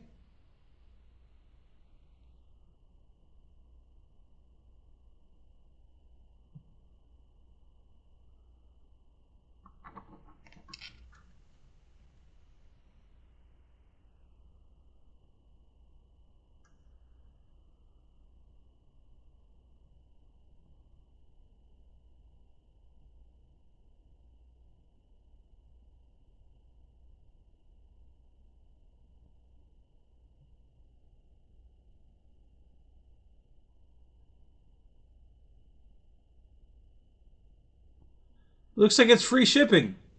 There you go. That's a good deal. Wow.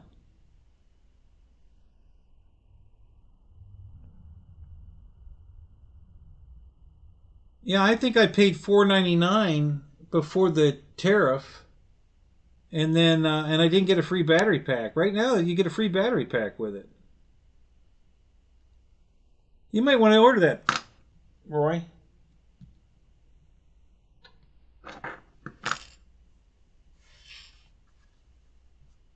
You use China line batteries? Yeah, I haven't bought any of those yet. And I know everybody likes them that use them. I just haven't bought any of those yet.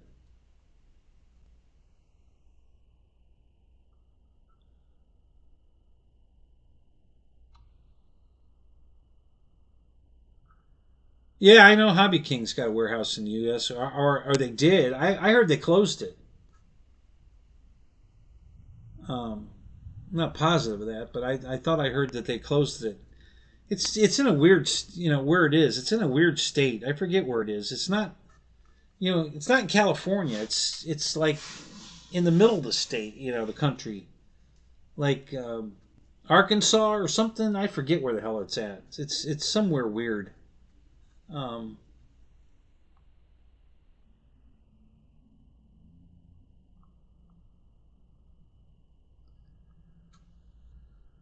what's it cost to do an EGR delete on your Ram truck?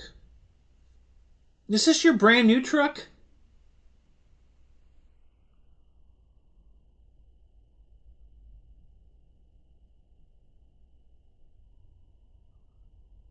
Wow, $1,000. Why do you have to remove the EGR valve on? What year's your truck?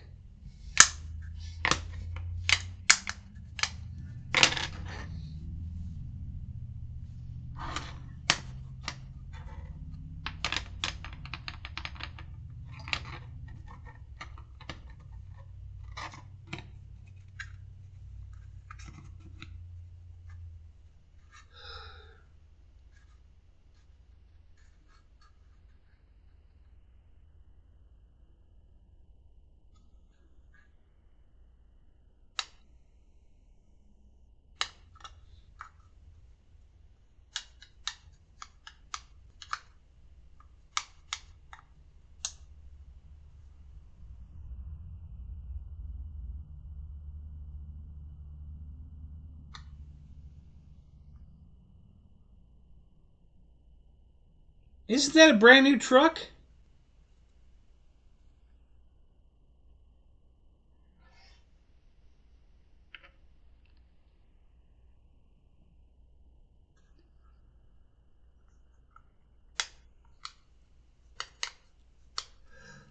Oh.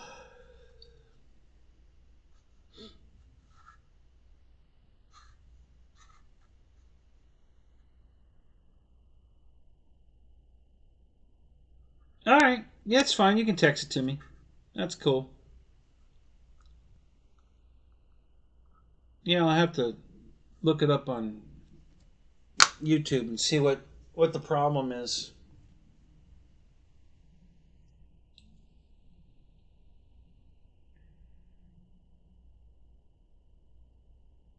All right. So, what do you guys think? Any other sales you know of? Thanks for that link, Mike. That was very helpful. That's I might take advantage of the free battery pack. I don't have any China line batteries, so I think I might take advantage of that.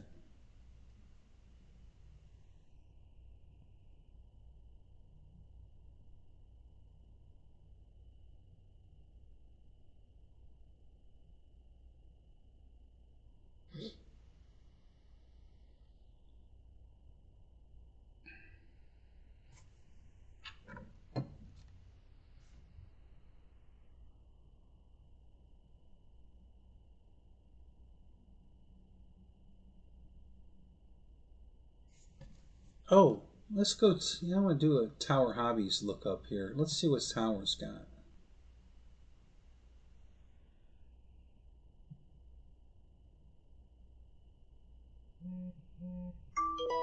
I don't think. Um,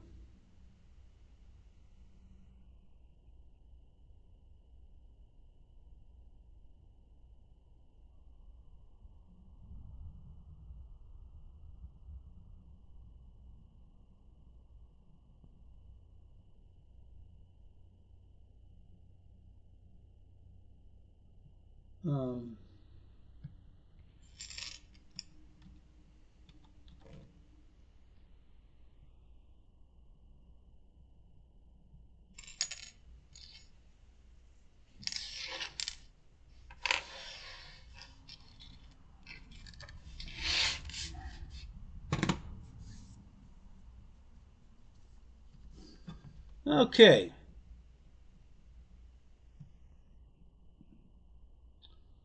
All right, let's go to Tower Hobby Sales first. See if there's anything there. And then we're going to go to the scratch and dent, where all the real savings are.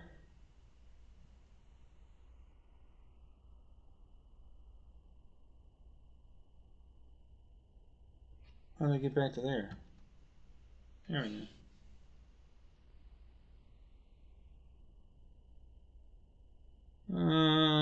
Okay, let's just do...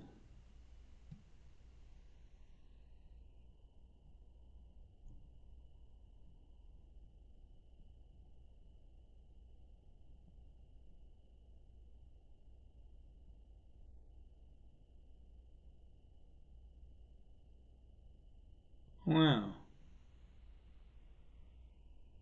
Well, that's pretty interesting.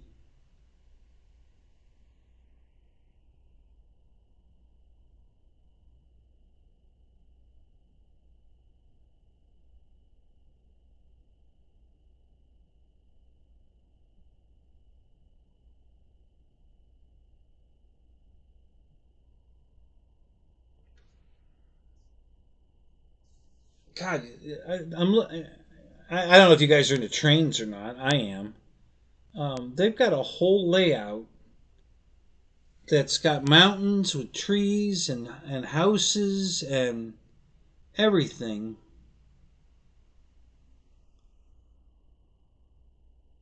And I think the bed, I think you have to lay the track.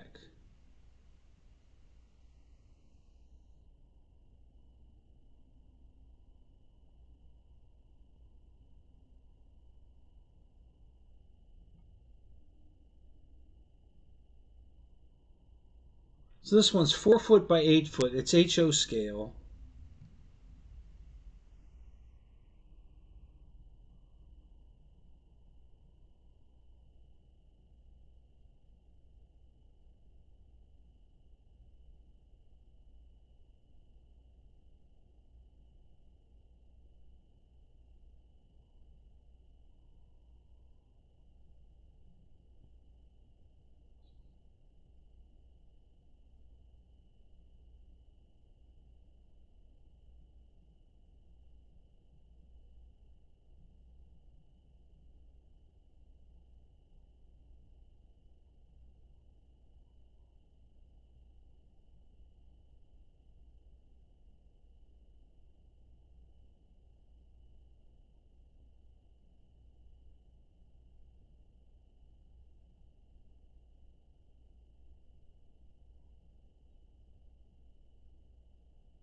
Oh, it comes with the track and everything. Wow. So they have this whole layout, 4 by 8 sheet.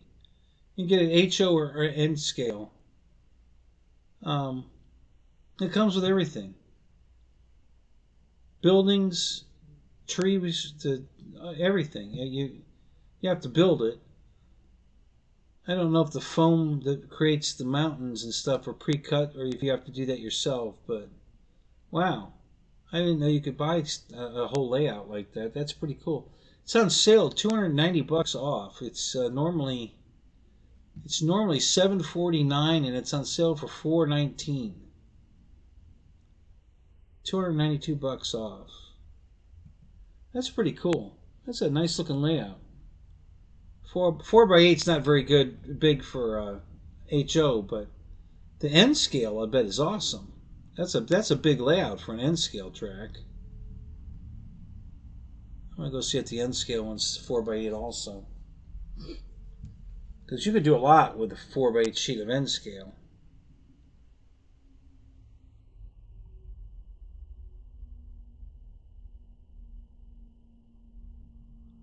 Now this one's only 3 by 6 foot.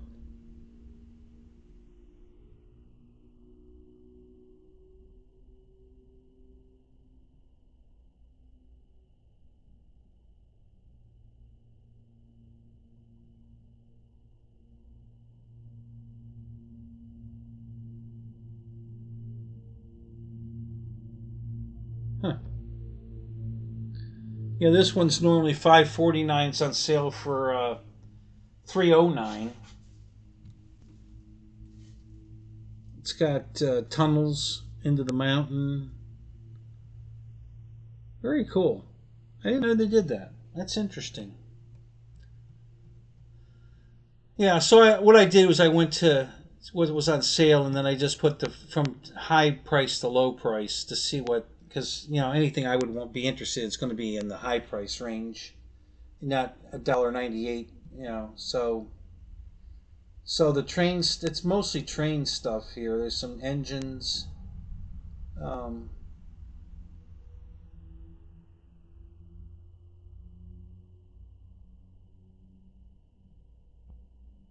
Yeah, it looks like all this is trade stuff. All the way down to, I'm going to go one more page. That would be far enough. Anything after that would be too cheap to be anything worth buying RC. So let's just look here real quick and see if there's more trains.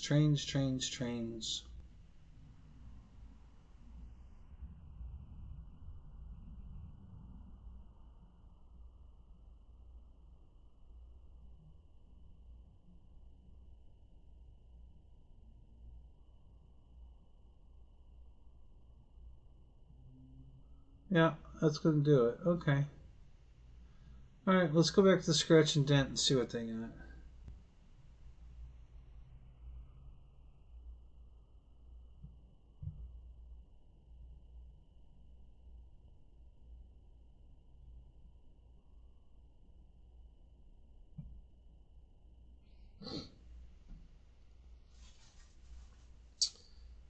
All right, what's in scratch and dent? Yeah, they still have that Fury truck on sale. 3 color schemes, all the same price. Oh, the Aptera. Yeah, I want to order that one. I keep forgetting about that one.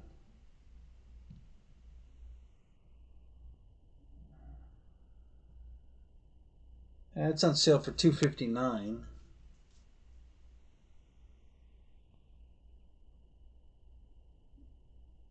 The Consendo Glider Evolution, the 1.5 is $194.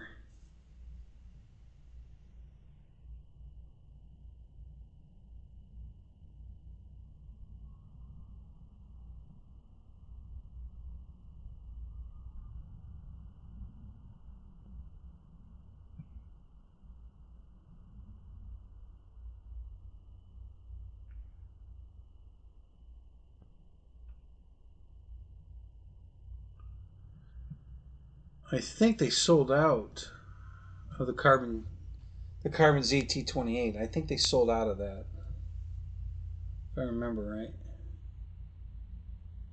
Yeah, see, this is the stuff I would never spend, like the Outcast 8S 4x4 truck. It's $1,100. It's on sale for $879. I would never spend that kind of money on something like that. It's crazy.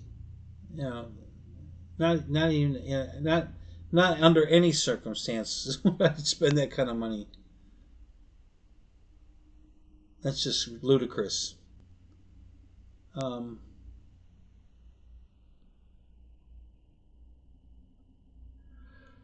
They have the 810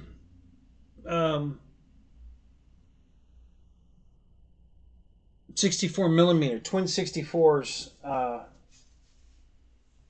$359 on sale. That's $120 off. That's not too bad. I flew one of these. One of the guys at the field, Eli, brought one when I was out, and I flew it. It flies pretty good. It's a good flyer. Not bad at all. I don't know. It's a kind of small though, considering, for $359. I don't know. That's kind of small.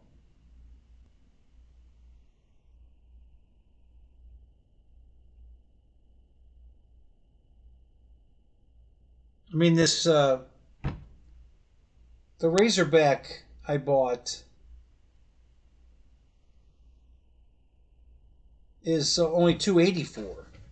Same size airplane. So, yeah, I don't know.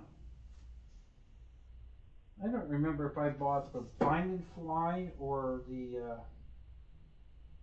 plug and play version of this. Let me look.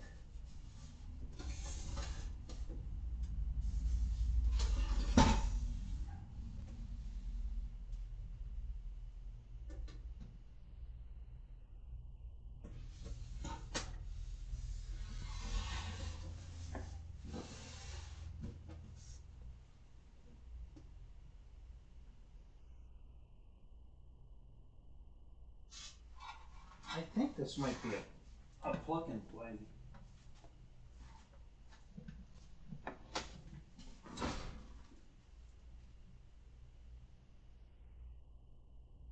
No, it's got to be the bind and fly because it says safe. It's got safe technology in it, so it's got to be a bind and fly. Okay.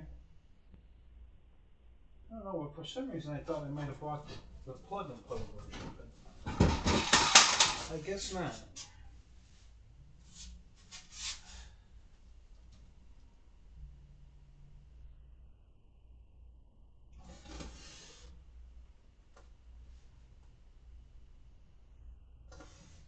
I don't know. Not sure. It might be a plug and play. I knocked my fuselage off the box over here. I hope I didn't damage it too bad.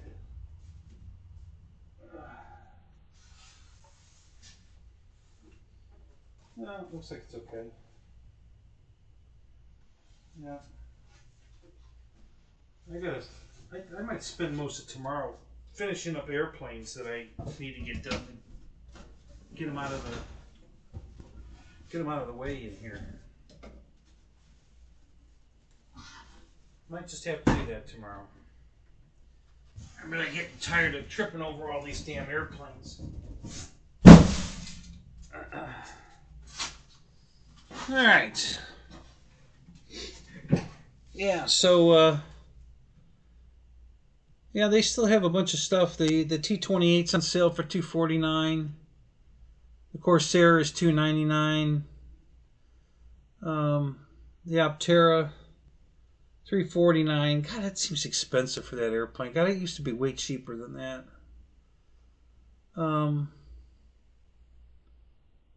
Yeah, there's some good deals here.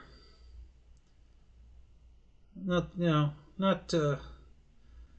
that boat. That's that Aerotrooper boat that. It's 25 inches. That's not a bad deal. I might get that boat.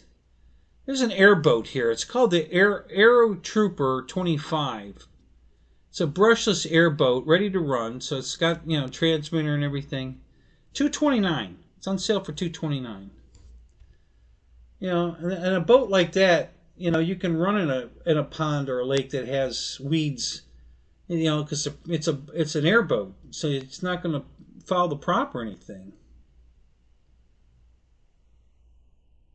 They've got the F-15, the little one, 64 mil, $199. That's a pretty good deal. It had the Fury truck in both versions, the brushed and brushless. I didn't realize that.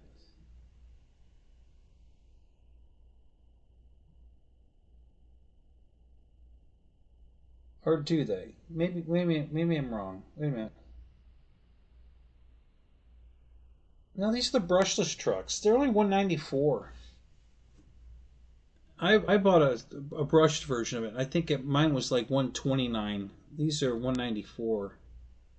It's going to be a lot faster, obviously. Yeah.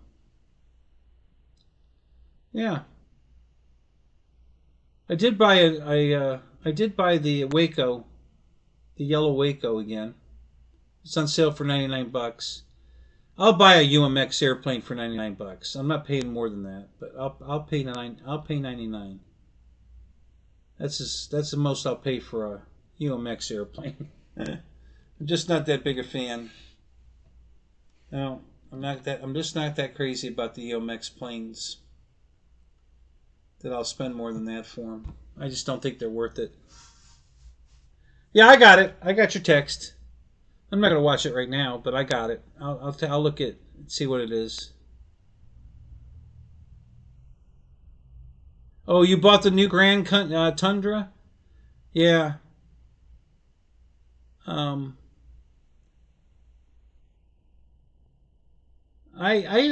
got a regular Tundra, not the Grand. I had a green one and I sold it to buy the red, white, and blue one. So that's what I have now, and that's a great airplane. And it came with reverse thrust. what what prop airplane does anybody make that comes with the reverse thrust in it? So it's hilarious when it's sitting on the ground in my pit area, and I pulled it in from the last flight, and I can back it out, and turn it around to go fly it. Everybody looks at me like, did that plane just back up? I go, yeah. They look at me like I got 6 heads. Like, how the hell did you do that? Well, it comes that way because it's a float plane. It comes with floats, so on the water you need it to back up. You got to be able to back it up in the water. So that's why. But it works in the ground, on the dirt too. So, I was talking about my Gorilla Glue before. So this 3D printed car I made. Look at that mirror. Okay, when it printed, there was no mirror. I don't know why it didn't print the mirrors. I had support on them, but they didn't print. So I just put a glob of glue there, and all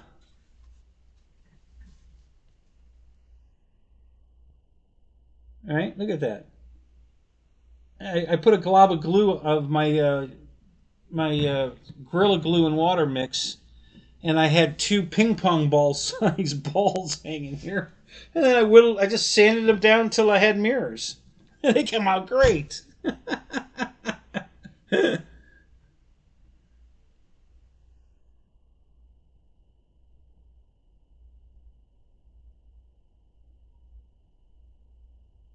Yeah, yeah, Mike. But the thing is, if you fly it off the water, did that come with floats? Did it come with floats for you?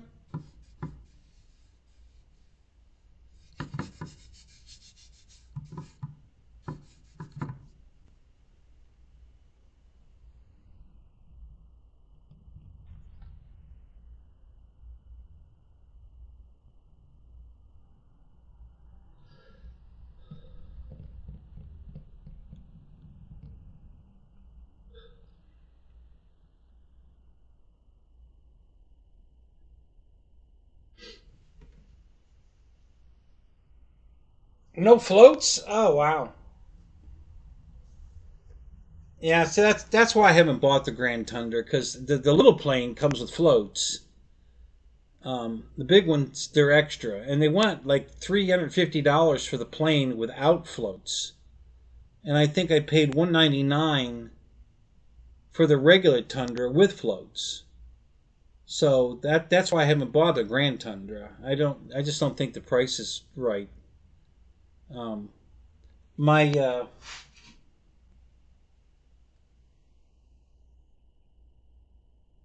I'm pretty sure my Husky came with floats, if I remember right. And it was on sale for 289, and I think it came with floats. So that's the only reason I haven't bought the Grand Tundra. I think it's overpriced. Not happy about the price on that one.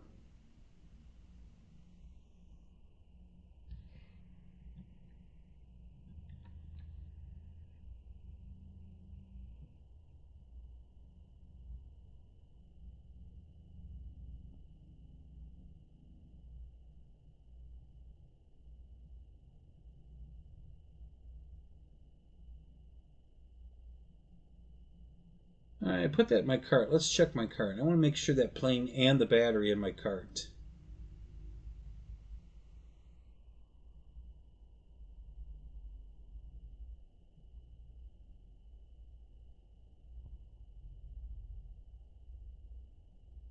It doesn't show the battery.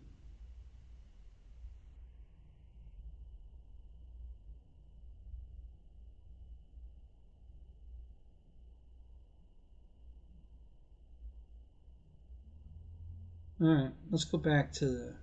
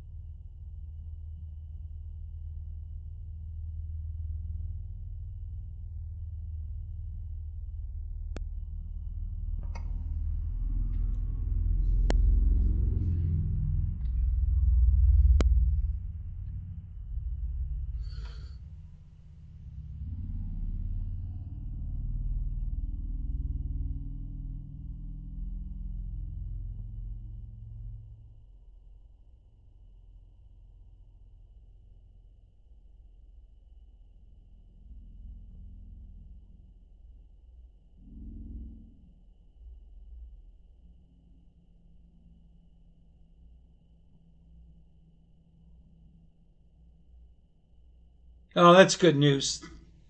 Great to hear that, Mike. Your sister's, came back negative. Great. That's fantastic. I bought a husky. It was $100 off on sale. The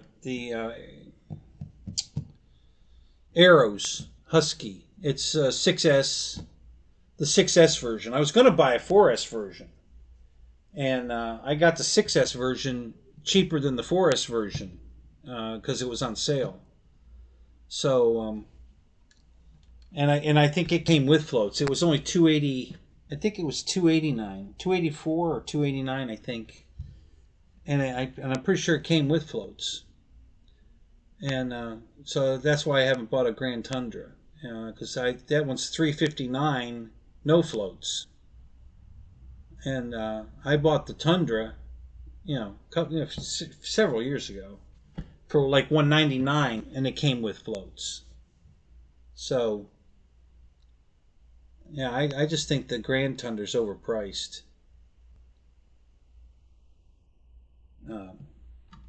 It should come with the floats, you know.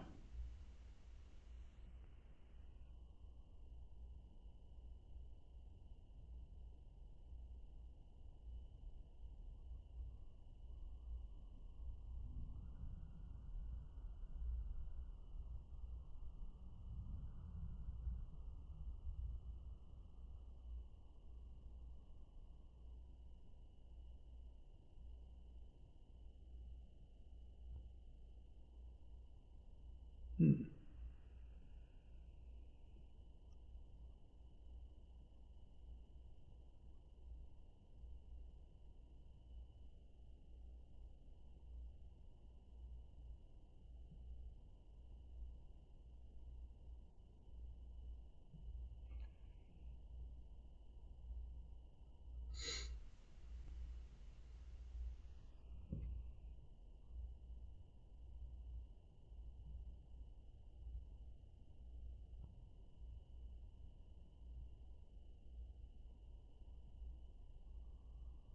Yeah, that's really weird.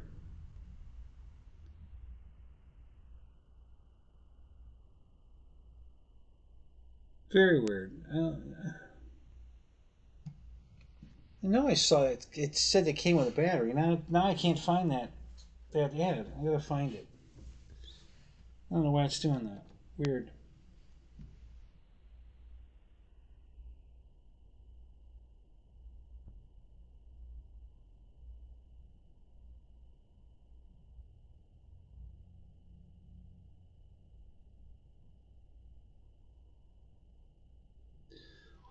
What part of Australia do you live in, Mike?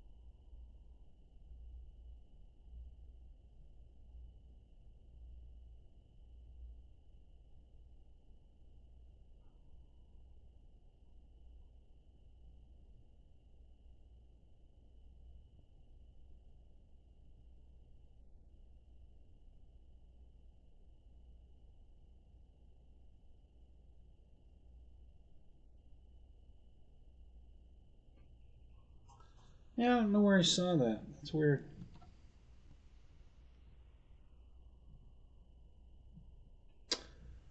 So, New South Wales, east coast of Australia. Oh, the east coast.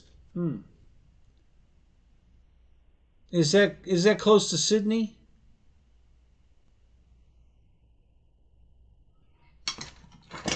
Yeah, I heard it. I heard it beep. I'm sure I got the text. Let me look.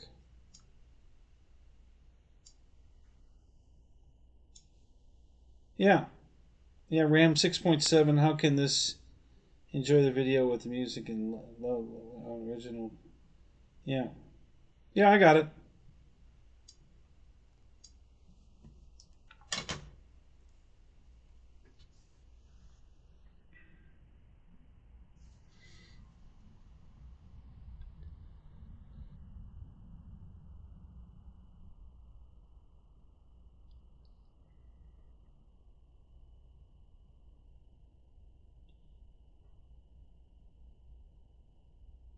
Oh, Juno, you live right. You and Mike are close together.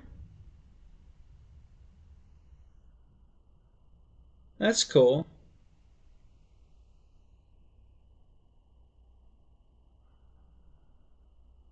250 miles north of Sydney. Oh, that's not bad.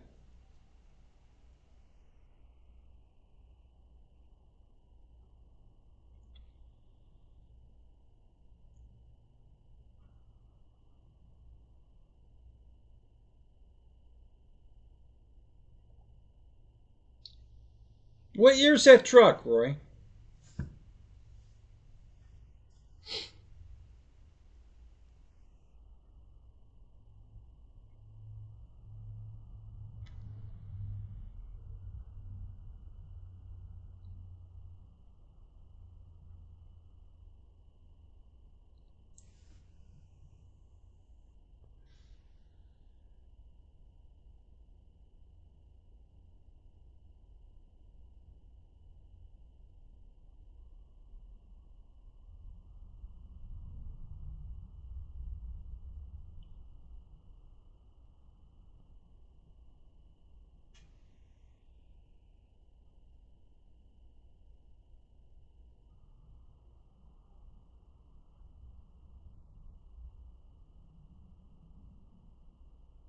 Oh.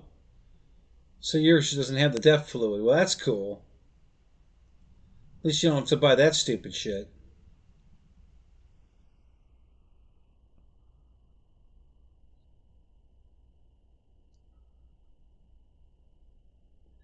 Now, is this the truck you bought to replace the truck that the engine blew up in?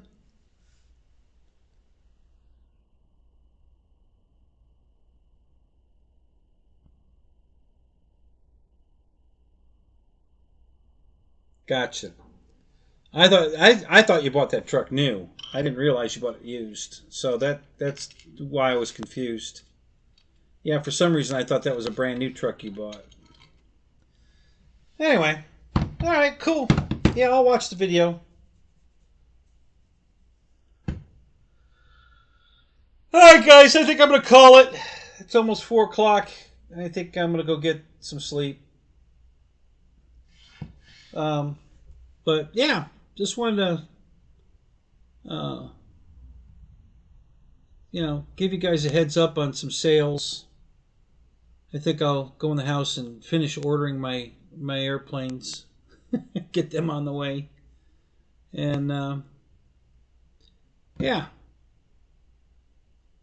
Thanks, Juno. Appreciate that.